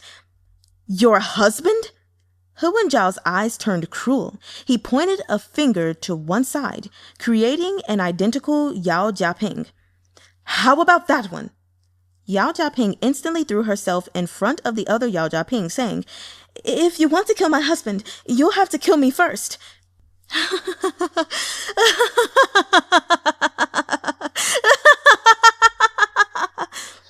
Wenzhao let out a sudden burst of chilling laughter. He took a few steps back, pointing at Xiao Yi. "These two husbands are both yours. Pick one yourself." He left Yao Jiaping's palace, wandering aimlessly in the divine capital. "False," he thought. "All false. It's all my imagination." He had woken up from a centuries-long dream. Alone, he had spent several centuries with puppets created from his imagination who would never disobey him. From then on, Wenzhao no longer pampered his wives. None of them bothered him, each content to stay in their own palaces. Wenzhao sat on his throne, idly messing with the human realm. He released a disaster here and destroyed a country there, a species. From the divine realm, he watched the destitute refugees of the human realm, but felt nothing. So, this is what being a god feels like. No wonder you could heartlessly unleash disasters. I get it now. Wenzhao looked to the sky, his eyes empty, talking to someone who wasn't there. Back when he first became a god, he thought the primordial goddess was beautiful beyond compare. Her indifferent eyes looked equally upon all gods, as if there was no difference between them and the insects of the mortal realm. Thus, he began constantly bothering that woman, wanting her to look differently at him than anyone else, wanting those emotionless eyes to gaze at him tenderly. After they reincarnated, he fell in love with Baili Qingmiao the moment he laid eyes on her, just like in their previous lives. Yet when he saw that his little Shrr's eyes held only himself, he felt disinterested. It felt as if something was wrong, different from what he had imagined. Now he realized that what had drawn him in his previous life was that pair of eyes, emotionless yet caring, and filled with compassion. "You're no longer around, are you?" Wenzhao rubbed his chest and suddenly said, "No, your divinity exists inside my body. We've been together all this time." The world outside was all an illusion, a mere daydream of his. Only the divine nature within his body was real, the only thing left behind by that primordial goddess. Wenzhao curled up on the throne, his arms encircling empty air, as if embracing someone. He closed his eyes, feeling a bit tired, and sank into deep slumber. The moment the divine emperor fell asleep, tremendous waves rocked the blood hell in the human realm. After Wenzhao took in the divine nature, he was still unable to purify the demonic energy it had commanded. Following his memories, he sealed the demonic energy in the blood hell, which remained peaceful for all these years. Within the flames, a human figure gradually solidified above the blood hell. He lifted his head, looking at the sky and listening to the wind around him, seemingly taking in countless pieces of information. "I see." That person spoke quietly to himself. "After this Venerable fell into the blood hell, so much has happened. Yeen Hanjiang, the burning sky immortal. This Venerable has truly missed a lot." He faintly remembered that after falling into the blood hell, he had been consumed by the 180,000 demonic gods, only one lingering obsession remaining. As for what kind of obsession, he didn't really remember, but he knew that he had left an incomplete task and couldn't die. So when the divine nature destroyed the barriers of the three realms, that obsession began to absorb the demonic and divine energy around it, growing stronger. After the human and immortal realms were merged, the mindless demonic energy found the remnants of the burning sky immortal in the immortal realm. At that moment, the divine nature lost control over it. The barrier between the immortal and divine realms was broken, and the 180,000 demonic gods attacked the divine realm, bringing the world to the brink of destruction.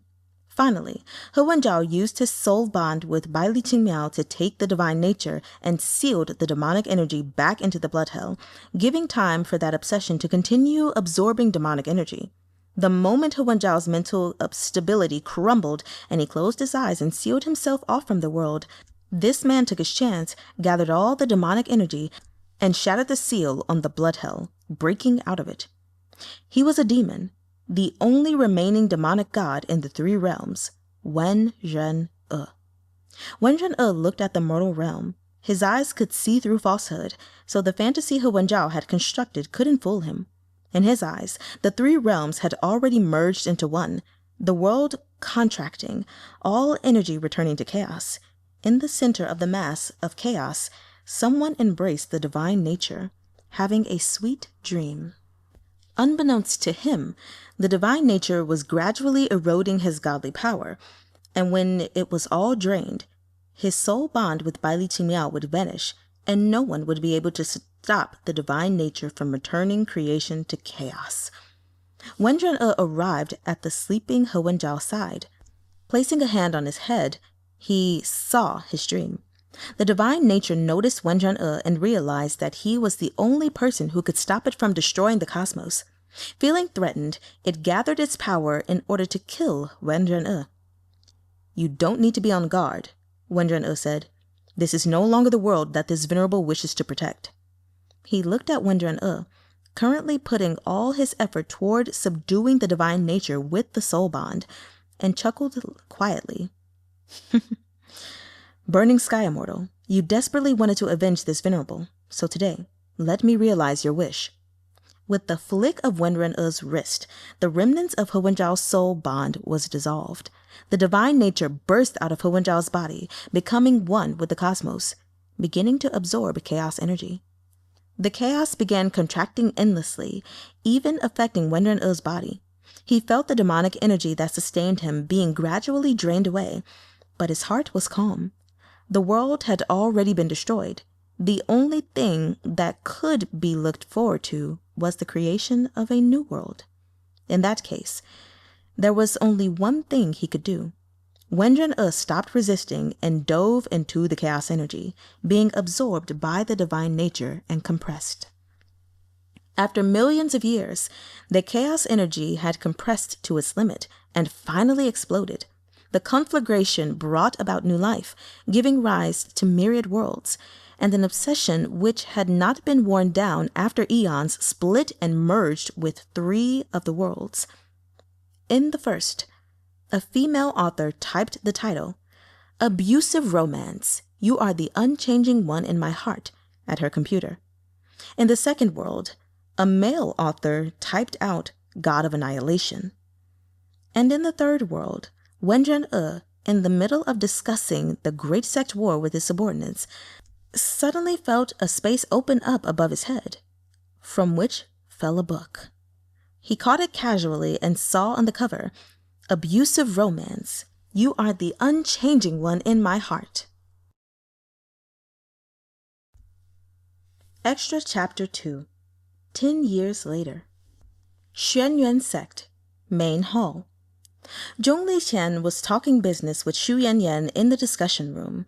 He had been ignored by Wenren E for 10 years now, over which he would send a resignation slip to Wenren E and Yeen Hanjiang every half-month. After persistently sending 240 talismans over the past 10 years, he finally got an annoyed response from Wenren E. "If you find someone suitable to manage Xuanyuan Sect, you can hand the position over and leave." After receiving this message, Zhongli Qian happily touched his hair and hurried to find Xu Yanyan. He passed the regulations he had written over the past years, rewards and punishments, stocks of spiritual stones, the methods of sect members and their potential advancements and bottlenecks in the future, all over to Xu Yanyan. Seeing how she leaned on the desk with no intention of checking the jade slips, he was forced to explain every point to her. After 10 years, Xu Yanyan was still beautiful as a young maiden. She yawned, looking at Zhongli Qian bleary-eyed. 40 years ago, when I met you at the literature conference, why didn't I realize you were so long-winded?" At the literature conference, Zhongli Qian had discussed classics and composed poetry, each line eloquent and uplifting even if you didn't understand it. Right now, he was talking about how many first-grade, upper-grade, mid-grade, and lower-grade spiritual stones were in storage, which anxieties the sect members had lately, and what the altar masters were planning, and how to keep them content, and so on. Xu Yanyan couldn't stop her eyelids from growing heavy as she listened. She pinched Zhongli Qian's handsome face and said wearily, "No wonder the scholars of the mortal world are so distinguished and elegant as students. Like a tender bamboo stalk that you can't help but want to sample. But after passing the exams, they all become gluttonous officials with potbellies and wrinkles. And on top of being ugly, they can't even compose a poem and stink of alcohol. Zhongli Qian." She shook her head with a sigh, as if lamenting a beauty past its prime. Zhongli Qian, who had been youthful and handsome for many years. ... After some thought, he replied, "After all these years at Xuanyuan Sect, I'm still a teacher of the Tao and haven't changed."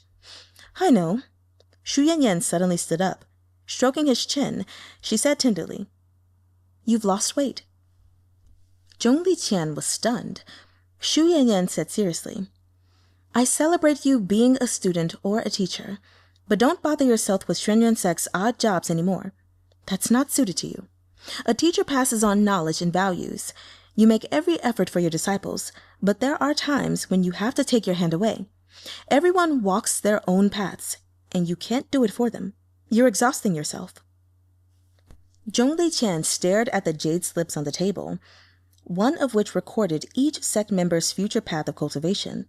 He had written down everything he could think of, but in truth, there were countless possibilities he hadn't been able to write. As for me, I follow my heart in everything. I sample everything I like and discard everything I don't like. If I appreciate someone, I'll interact with them more. If I respect them, I'll be honest with them and share my feelings, and not treat them lightly, Shu Yanyan said. I respect Sir Zhongli, so I'm willing to let someone I desire leave me. But at the same time, I'm happy to let go because I want Zhongli Qian to forever remain a gentleman, a revered teacher. If you let this pack of fools degrade your principles, then I won't be so nice anymore. Zhongli Qian pondered for a long time, then cupped his hands to Shu Yanyan. Many thanks to Protector Shu for her guidance. I understand now. He had given so much to Xuanyuan sect over all these years, and without his notice, it had become a fetter for him, just like the Zhongli clan. I literally just wrote that in my notes. Okay. Gradually taking away his freedom and causing him to forget his original intent. He had originally wanted to spread the Dao to the entire realm. However, the Dao he wanted to teach wasn't rigid, and thus each person would have a different understanding and arrive at their own path. And right now, he had nearly planned out the future paths of all the members of Xuanyuan sect, instead of letting them develop on their own. I'm glad you understand. Shu Yanyan picked up the jade slips. I'll look at the things you put together, but as for whether or not I'll follow your instructions, that can't be said. This protector has her own paths, so I don't want you buzzing in my ear like a fly, telling me to do this and not that. People who speak too much aren't attractive. I understand. Zhongli Qian smiled slightly, carefree like the night breeze. You can go, Shu Yanyan said. Spread your Dao across the world and let me see if peace can exist under heaven. Also, come back every few years so I can admire your face, okay? The sage said, anyone can be my teacher. The path of teaching isn't just about teaching others, but finding your own teachers, which can be anyone in the world. Today, Protector Shu has been my teacher, Zhongli Qian said. Staring at his face, Shu Yanyan pressed a hand against her forehead, waving him off with her other hand. Hurry up and go, before I make you be my teacher for a day. With a smile, Zhongli Qian said, then this is farewell. A few years later, when my realm has advanced, I'll come back to discuss the Dao with Protector Shu. Watching his departing figure, Shu Yanyan shook her head. You better not come back, or I really won't be able to resist. She picked up a jade slip, looking through everyone's current information until she got to Chu Tongxue. It was written, Protector Chu frequently goes to Shangqing sect to challenge a duel, and after losing to Baili Qingmiao, she goes to beat up Huai. With her motivation, the three have each made swift progress, so it could possibly be considered legendary. The corners of Shu Yanyan's mouth twitched. Someone like her, who sought pleasure in the moment, could never understand how Chu Tongxue's brain worked. Oh, right. She didn't have a brain. She never thought about anything, just relying on her instincts for everything, huh? It's a good thing Baili Qingmiao and Huai spoiled her and let her use Shangqing sect as a playground. That was fine. With Protector Shu at Shangqing sect all day, Shu Yanyan had one less rival for the position of sect leader. As for the other two, Protector Shu gazed toward Wenren E's room. By the time those two came out, they would probably be heading off to the immortal realm to terrorize the immortals. So by then, Xuanyuan sect would be hers. But this was somewhat boring. They were going to the immortal realm to throw their weight around, and since she was so dedicated to rising in the ranks, shouldn't she follow and become a leader of immortals? Sitting at the desk with her chin in her hands, Shu Yanyan seriously began to consider focusing on her cultivation. At the back mountains of Xuanyuan sect, a red-robed man sat barefoot at the edge of a spring, silently watching the moon in the sky. The black-robed man sat leaning against his back, also looking at the sky, not understanding what there was to see about the moon. Wenren E casually spoke his question, and after a long pause, Yeen Hanjiang replied behind him. On that day you found me, the moon was especially bright and the night was peaceful. When I managed to stick my head from the corpse pile, I saw you slowly approaching in the moonlight. You walked with no sound, and my vision was weak. So, if the moon hadn't been so bright, I would have missed you. Put that way, the full moon truly is beautiful. Wenren turned and pulled Yeen Hanjiang into his lap. The night wind blew their loose hair to one side. Seeing their hair together, Yeen Hanjiang controlled the wind with a flick of his fingers and tied their hair together in a knot. Yeen Hanjiang's hand landed casually on Wenren-E's body, but firmly pinned his robe. Noticing his actions, Wenren-E didn't say anything, but used chaos energy to entangle the two hairs completely together so they couldn't tell whose was whose. After Zhongli Qian leaves, Shu Yanyan will rule over the place again, Yeen Hanjiang said, suddenly remembering. That doesn't matter. She can solve a lot of problems. But if you like being sect leader, I'll shoo her off for you. I'm not interested. Yeen Hanjiang turned his head, looking at the side of Wenren-E's face in the moonlight. Then what do you want? Under his gaze, Wenren-E's throat slightly trembled. Yeen Hanjiang leaned toward Wenren-E and whispered in his ear. Under the moonlight. The next few words only Wenren-E could hear. He noticed that Yeen Hanjiang's ears were bright red. Okay. By one hand, he grabbed Yeen Hanjiang's waist. Underneath the moonlight, their belt sashes fluttered in the wind, landing in the spring and reflecting a silver shine on the water's surface. Oh, man. Oh, man, it's over. And it was such a beautiful ending. Oh, you guys, we're done. Oh my God, we're done. We're done? What does this mean? Okay. Anyway, so I guess I'm gonna go over my notes then, because what else do I have to do? Baili, Qingmiao, and Zhongli Qian finally having the curses removed from them was an especially wonderful thing. But I think the thing that was more wonderful was that for both of them, it really didn't make a difference. And that really just showed how much they have grown. And I'm really proud of them, which I didn't say in my last video, which I should have, but I kind of just focused on one thing. I'm also really proud of Baili Qingmiao for finally being free of, I'm going to say, the curse of being infatuated with Wenzhao and completely making a 180. So good for her on that front. Good for both of them. Yeah, wow. That's all I have to say about chapter 77. Moving to chapter 88. Wenren is so sweet. The man, when it even thinks about the animals, like, does it get any better than that? He wants to keep as many innocent lives safe as possible. And I love that. I love that so much. And then, it was mentioned that, of course, for the Great Sect War, of course, earlier in the chapters, that the war needed to happen in order to basically keep the flow of the world going correctly and not cause chaos. But it was just still nice because I knew it deep down. And I think I said it back then, even though there wasn't really truly an elaboration until now. But the righteous cultivators, they knew that, yes, to avoid calamity, they needed to start the Great Sect War. However, they really truly had selfish reasons behind it as well. They wanted to get rid of Wenren E because of how strong he was and his influence and the influence of Shen-yun's sect. And they didn't want more people going to the demonic sect and taking, the spiritual energy of the world from them, essentially. So, yeah, the righteous sects suck. I'm giving them the middle finger right now. If y'all could see me, I have the middle finger up. Going to chapter 79. Sect Master of Shangqing Sect. I actually don't really feel bad for him, in all honesty. I feel like he did the right thing in sacrificing his life. And even though the book did mention that he himself had never done anything wrong, which is good. I'm glad to hear that he was a noble person overall. I guess I still don't feel bad for him because I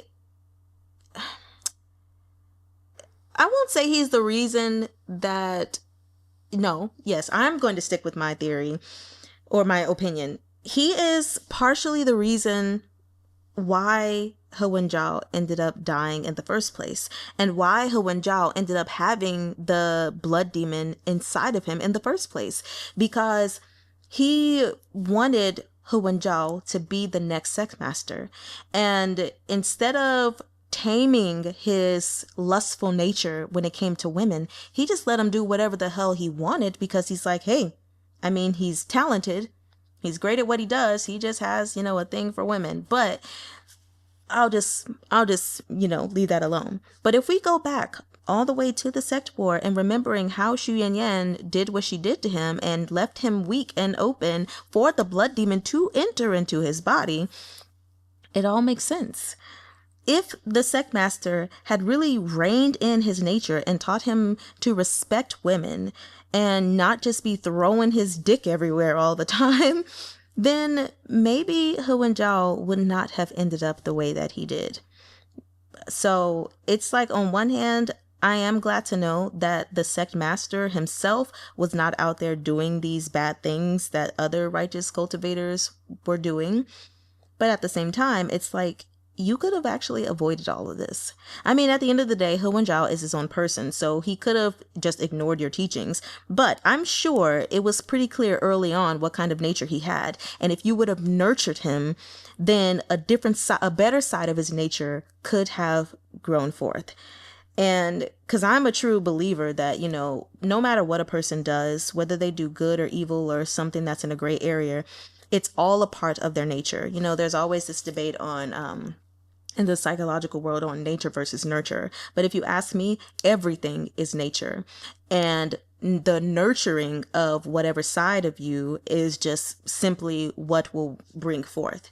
Because everyone has the capacity to do good, and everyone has the capacity to do evil.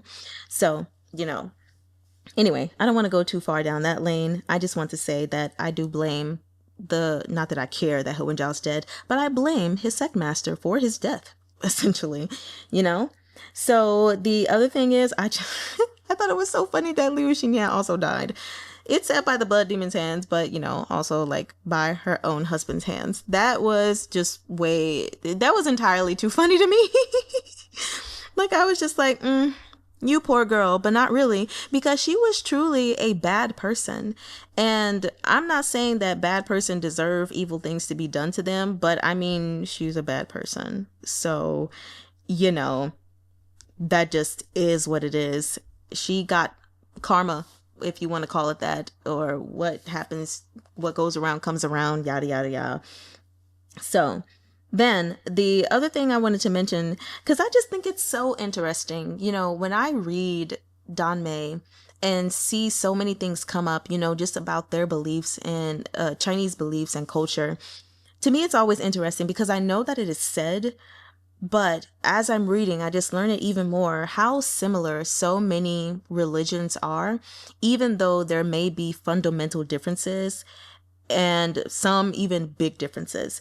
Because I was thinking about, when Yeen Hanjiang was finally like, okay, let's stop the blood demon before he goes too far and I can't stop him. How when he was getting weak, Wenren E went to go help him.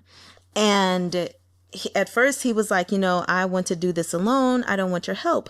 But essentially, Wenren E was like, I know you want to protect me, but I also want to protect you, and we need to do this together. And just how it was really breaking that thing down, it reminded me of a scripture that I absolutely love. And I even made a song to it before in one of my older albums, but it's in Ecclesiastes. And basically it says that two are better than one because they have a good return for their labor. If either of them falls down, one can help the other up. But pity anyone who falls and has no one to help them up. Also, if two lie down together, they will keep warm. But how can one keep warm alone? Though they may be overpowered, two can defend themselves. a cord of 3 strands is not quickly broken. And so when I think about that scripture, I'm just thinking about, Wenren and Wenzhao really needing to work with each other in order to come to the success that they did. And even at the end of that scripture, a cord of 3 strands is not quickly broken. In the Christian community, a lot of people would always relate that to like a husband and wife and then God. In this scenario, I guess I would relate it to Yeen Hanjiang, Wenren and the chaos energy, or just like the cosmos, the primordial world, working together to keep things in harmony. And so I just thought that was really interesting. And I'm not trying to Bible dump on you guys or anything like that. But when I look at these things, I just find them like super duper interesting. Because don't get me wrong. Like I said, there are things that are fundamentally different, and that's why there are so many religions. But it's just interesting to see how much alike a lot of religions are. So, I feel like we should get along better with each other. Was that the whole coexisting thing? You can definitely coexist with other people and not, share the same religion. You don't even have to like the religion or respect the religion, but you can respect the person and even understand that you have a lot more in common than you think, unless people are, I don't know, doing some crazy horrible stuff for their religion, then it's something else. Anyway, before I go on a rant, I'm going to go to chapter 80, which is the final official chapter. And it was interesting that it was mentioned because I definitely thought about it before, but I thought about Stephenie Meyer when she wrote Twilight and then also wrote Midnight Sun, which I actually never read Midnight Sun. I think I read like the first page and I was like, I actually don't care about Edward's perspective. But I thought about that when it came to Abusive Romance and God of Annihilation. And I thought maybe they were written by the same person. But now that we got to the extras, we do know that no, the God of Annihilation was written by a man, which makes sense. And Abusive Romance, You Were Forever the Unchanging One of My Heart, or whatever it was written by a woman, which also makes sense. So that was just an interesting thing. The other thing I loved about just this whole series overall was that, no, Siri, I'm not talking to you, is that it was talking a lot about this black, white, and gray world that we live in, because no one is all black, no one is all white. And then, of course, honestly, I think there's really no one that's all gray either. Like, we all have good, bad, and ugly inside of us, or indifferent inside of us. And the thing that separates people, like, yes, there are bad people in this world, but that does not mean they don't have good moments. Just like there are good people in this world, but that doesn't mean they don't have their darker moments or their bad moments in life. And so I just really loved that this was mentioned, because a lot of people, like in our society even, do see the world as just this black and white, good and bad. And sometimes it just annoys me so much because the world's not like that. And I'm sorry, these notes I feel like might be a little long because I'm not going to be doing my favorite aspects about the book. So I'm just going to say whatever I want to say here. But it's just like, we are not in a world of black and white. And even some things that people might think is bad, people have to realize that no, actually, it's a lot more nuanced than that. So, for example, I'm going to share a personal story, but I'm not going to go too far in it, but just to give you guys like an inkling of what was going on. So when I was younger, the woman that gave birth to me married her first husband, and it was an abusive relationship that I witnessed, and that was forever etched in my brain. She eventually got married again, and I got to see through them what a healthy marriage looked like. But as things got on in life, their marriage just kind of went poof, and it didn't become a physically violent one like the last one, at least not to my knowledge. Eventually I went to college and all that stuff, but I knew that their marriage was filled with strife. And my mother and I disconnected for 3 years in my earlier 20s, and then we reconnected.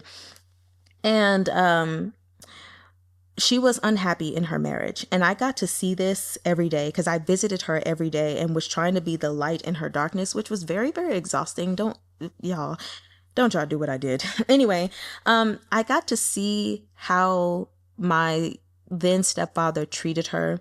And she would also tell me about things which would just build up like this hatred and resentment in my heart toward him.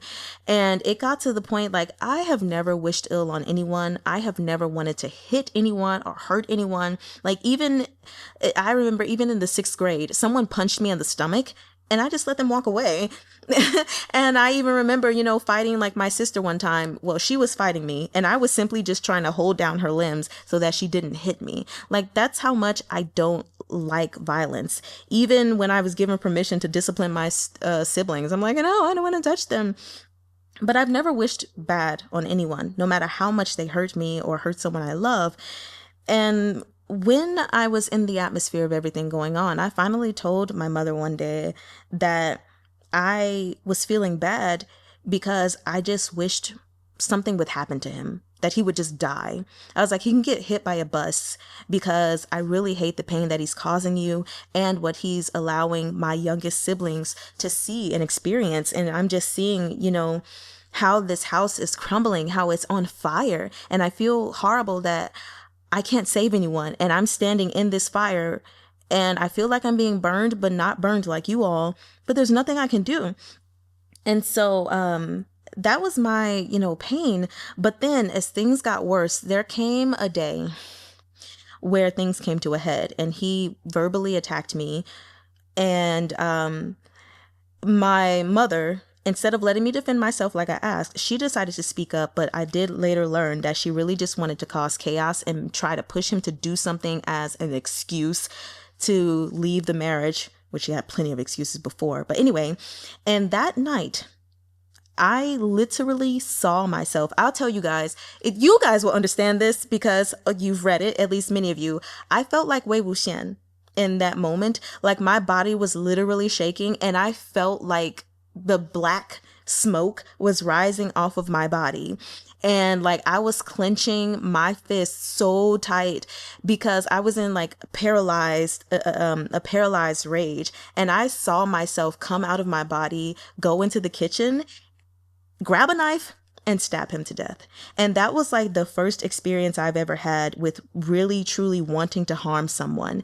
And after that, when I went home and, my husband was like, as long as he's there, you are not allowed to go over there ever again. Like, for my protection. That day, next day, when my husband went to work and I was alone, I felt so wicked and I felt so evil. I felt so bad, dirty and nasty. And I was like, God would not approve of me wanting to kill someone and having such, horrid feelings toward another human being. Like, what are you doing, Kamaria? You want to kill someone? And it was so bad that I honestly wanted to die, and I contemplated, suicide because I felt that horrible about myself. And I'm so grateful to my husband because eventually I did sit down and talk to him about it because I felt like a horrible person. And, eventually he told me, like, we went through a scripture in the Bible, which I don't have to share with you guys. That's not really relevant, but he showed me basically like the abominations, the 7 abominations to God. And he was like, has your stepfather done this? What about this? What about this one? This one, this one, this one. And I realized that he'd basically done all 7. There was only one that I, could not verify. And it said that God hates these things. And so it was like, you're not just being filled with hate. People act like hate is wrong. But he was like, you're being filled with a righteous hate because your stepfather has done these evil deeds. Your hatred is not wrong. Even your desire to kill him is not wrong. He was like, there's nothing wrong with the feelings that you had. The thing is, you didn't act on them. And that is the thing you have to remember, Mari. And so, like, just from that moment on, I really began to dig into, the nuance of human life and right and wrong. And, man, I feel like I'm going on such a segment. that was really helpful for me, and is still helpful for me, because I'm realizing, yeah, the world is not black and white. And there are some things that some people may think are wrong, because even like when I told my best friend about it, you know, she was like, you shouldn't feel that way. That's not godly, you know, pray to God about it. And that conversation, honestly, which I love her dearly, and we're still really, really good friends, best friends, sisters even. But that conversation actually pushed me to consider killing myself. I'm so sorry. I still have not told her that, and I don't think I should. And she doesn't, she's not on this channel, but because I felt so evil and so wicked, you know. But human life is not so black and white. And even when we think about God, whether we're thinking about the Christian God or even other gods, the Christian God has experienced feelings of hatred, of regret, of jealousy. You know, he's destroyed the entire world before. And so it's like, we look at human lives so black and white, and it's not. Okay. I feel like I've said enough on that point. So to bring it back, I really appreciated this entire series just focusing on what is truly good and bad, and is it really the case? And sometimes things are only deemed bad simply because the rest of the world wants to label it as bad, or simply because the rest of the world doesn't approve. Because that is essentially what happens with demonic cultivators. Well, don't get me wrong, they were doing some actual bad things, but I'm strictly talking about the way that they cultivate, which they, you know, needed to. Their cultivation was perfectly fine. Just the righteous cultivators didn't like it, simply because the demonic cultivators advanced a lot faster. And so it's just like y'all get what I'm saying. Okay. I loved that about this story so freaking much. And I love it when stories do that. That's one of the reasons I absolutely love Thousand Autumns, because of that. Anyway, moving to my next point. Another thing that I thought about, God, I guess this is like a scriptural thing today. But when Baili Qingmiao was talking about, you know, why she was deciding to go ahead to Shangqing sect and become the sect master. And the thing, oh man, I absolutely loved. I'm sorry, I have to go back to it because it was just like, wow, yes, oh my God. When she was talking about why not just kill everyone in the righteous sect, she had mentioned, you know, after all these years, the righteous sect is taking in disciples everywhere, and it's, you know, hard to manage when the bigger they get. And so they're bound to have some rotten elements. And here she said, if they don't excise them with a firm hand, the rot will spread to healthy flesh until righteous and demonic sects have no meaning, right, wrong, black or white, and are intertwined, and chaos ensues under heaven. And this is, while I was reading this entire thing as she was talking, yes, I thought about another scripture. And that was actually the parable about the weeds, which basically, when Jesus was telling the parable, a man sowed some seeds in the field, and then next thing you know, an enemy came in and sowed some weeds in them. And so the guy was like, well, why don't he just pull out the weeds? You know, why don't you just kill them, essentially? And he was like, no, because if you pull up the weeds, you might actually be uprooting the wheat with them. So you got to let them both grow together until the harvest. And then at that time, you can collect the weeds, untie them, let them be burned, and then gather the wheat and bring them to the barn. And so thinking about Baili Qingmiao's perspective, it completely aligned with that, because at the end of the day, yeah, there are going to be rotten people there. And to excise them, I don't think that necessarily means that like they have to be destroyed. You know, it's just one of those things where they can be like, people can be taught. People don't have to remain bad forever, you know, or people don't have to remain evil forever. But at the end of the day, excision is the act or the procedure of removing or like cutting out, you know, like the weeds from the wheat. And so it's one of those things where she's like, I need to go there and continue to teach these people, lead them and guide them. And when they are actually given sound doctrine and instruction based on how they move, then I will really truly be able to see who is the weed and who is the wheat, who is truly a bad person and needs to be gotten rid of or handled in some kind of way, and who are the actual good people that maybe were just steered in the wrong direction because they didn't have that proper instruction. And so I just absolutely loved that scene right there, because again, that also shows Baili Qingmiao's compassionate nature. She isn't just like, yeah, let's just kill those mofos. She's like, no, let them receive sound instruction first. Then we'll come back around and see. Okay? But we don't want to just go killing everybody, because that's going to cause chaos as well. Then going on to Tsong-shoo-eh. The fact that she got angry at Baili Qingmiao for wanting to go back to Shang-Chi sect and be the sect master instead of growing with her to fight Wenren E and Yeen Hanjiang. Ma'am, you do realize that Baili Qingmiao owes a lot to Wenren E, because he has worked so freaking hard to get her to where she is. There is no way she is about to fight him with you, or fight him and Yeen Hanjiang with you. Just absolutely not. You're right, Yanyan. She doesn't have a brain. So now let's go ahead and move to extra 1, which is where we realize that this world, this is pre-Devil Venerable, also wants to know. We have Wenzhao, who is tired of peace. Wow. You know, it's just pretty crazy. It's like, if you live, people nowadays, you know, they say if you never go through hard times, then you won't be able to appreciate the good times. And a lot of times it's like, well, why do we have to go through hard times at all? Why do we have to appreciate the good times? If we just have good times, then we just have good times forever and ever and ever. But here we have someone who gave himself good times and peace forever and ever and ever. He ain't like it. Not one little bit.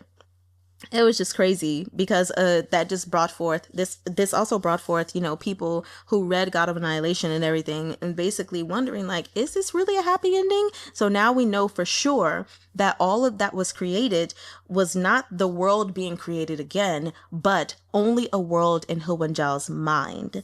And he ended up not being happy with that world. And it was just so funny to me, because when Wenzhao got that mirror reflected in front of him in Yao Jiaping, oh, he hated it. But he didn't really think about it in himself. And even when Yao Jiaping said it, there was no reflection there.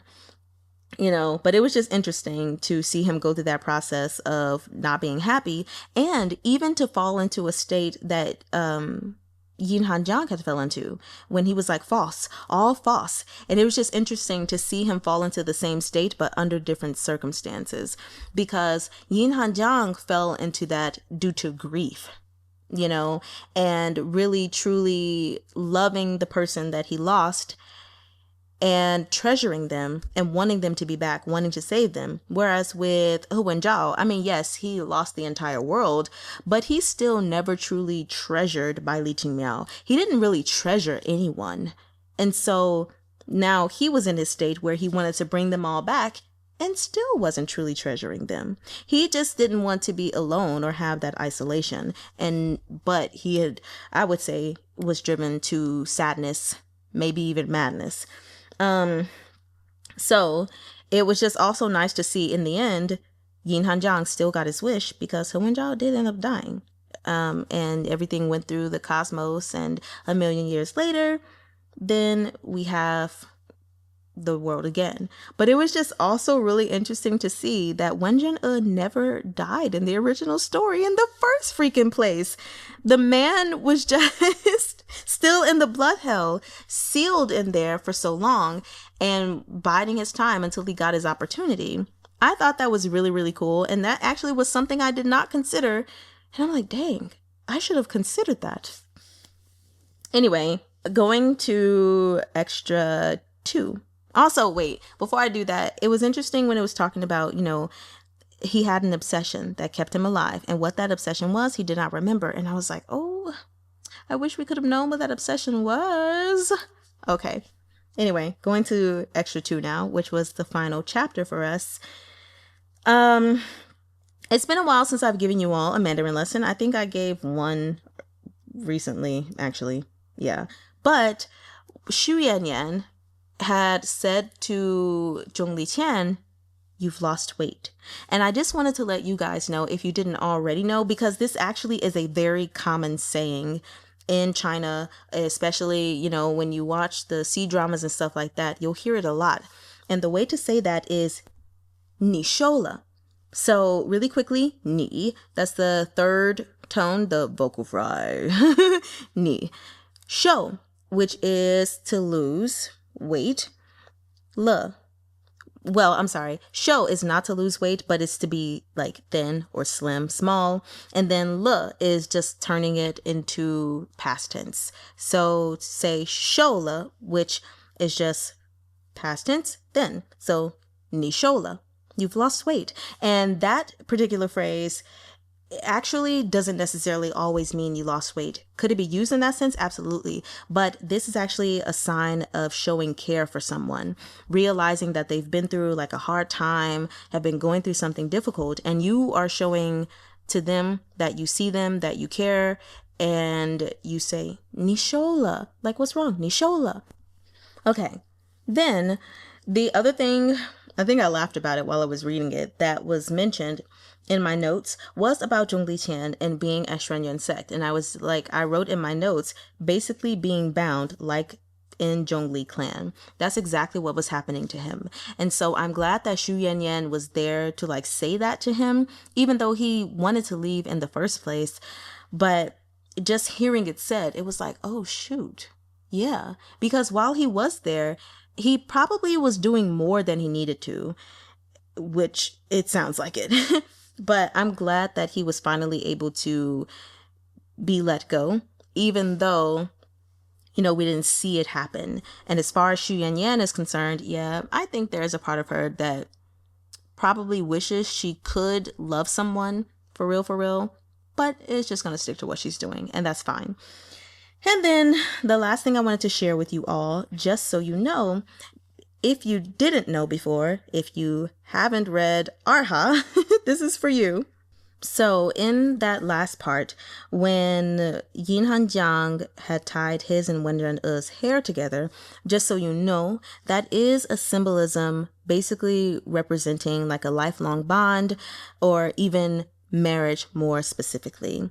And they even tie knots in like strings, basically. I actually did it at this one Chinese festival before, and I still have it. It's on my Danmei bookshelf. But yes, that is what that is a representation of. So I thought that was a very sweet, cute moment.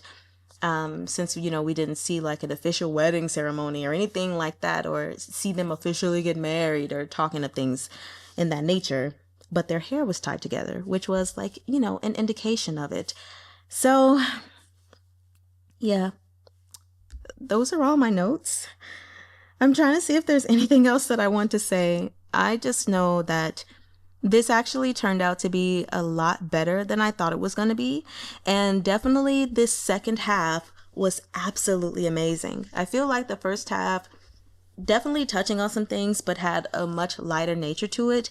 And the second half of this story really took on some deeper things and really makes one reflect, makes one think about life in a way that maybe some other shorter series do not. I don't know.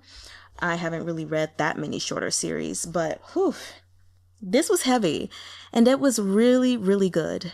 So with that being said, I do have a couple more things to say. Of course, I want you all to leave your thoughts and reactions in the comment section. Please let me know what your favorite aspects of this series was. Who's your favorite character? Which, obviously, I think it's clear my favorite character is When-rehn Favorite side character? I actually don't think I have one. No, not really. But you know what? I'll give it to Tsong-shoo-eh. Yeah, she's my favorite side character, mostly because she gave a lot of comedic relief.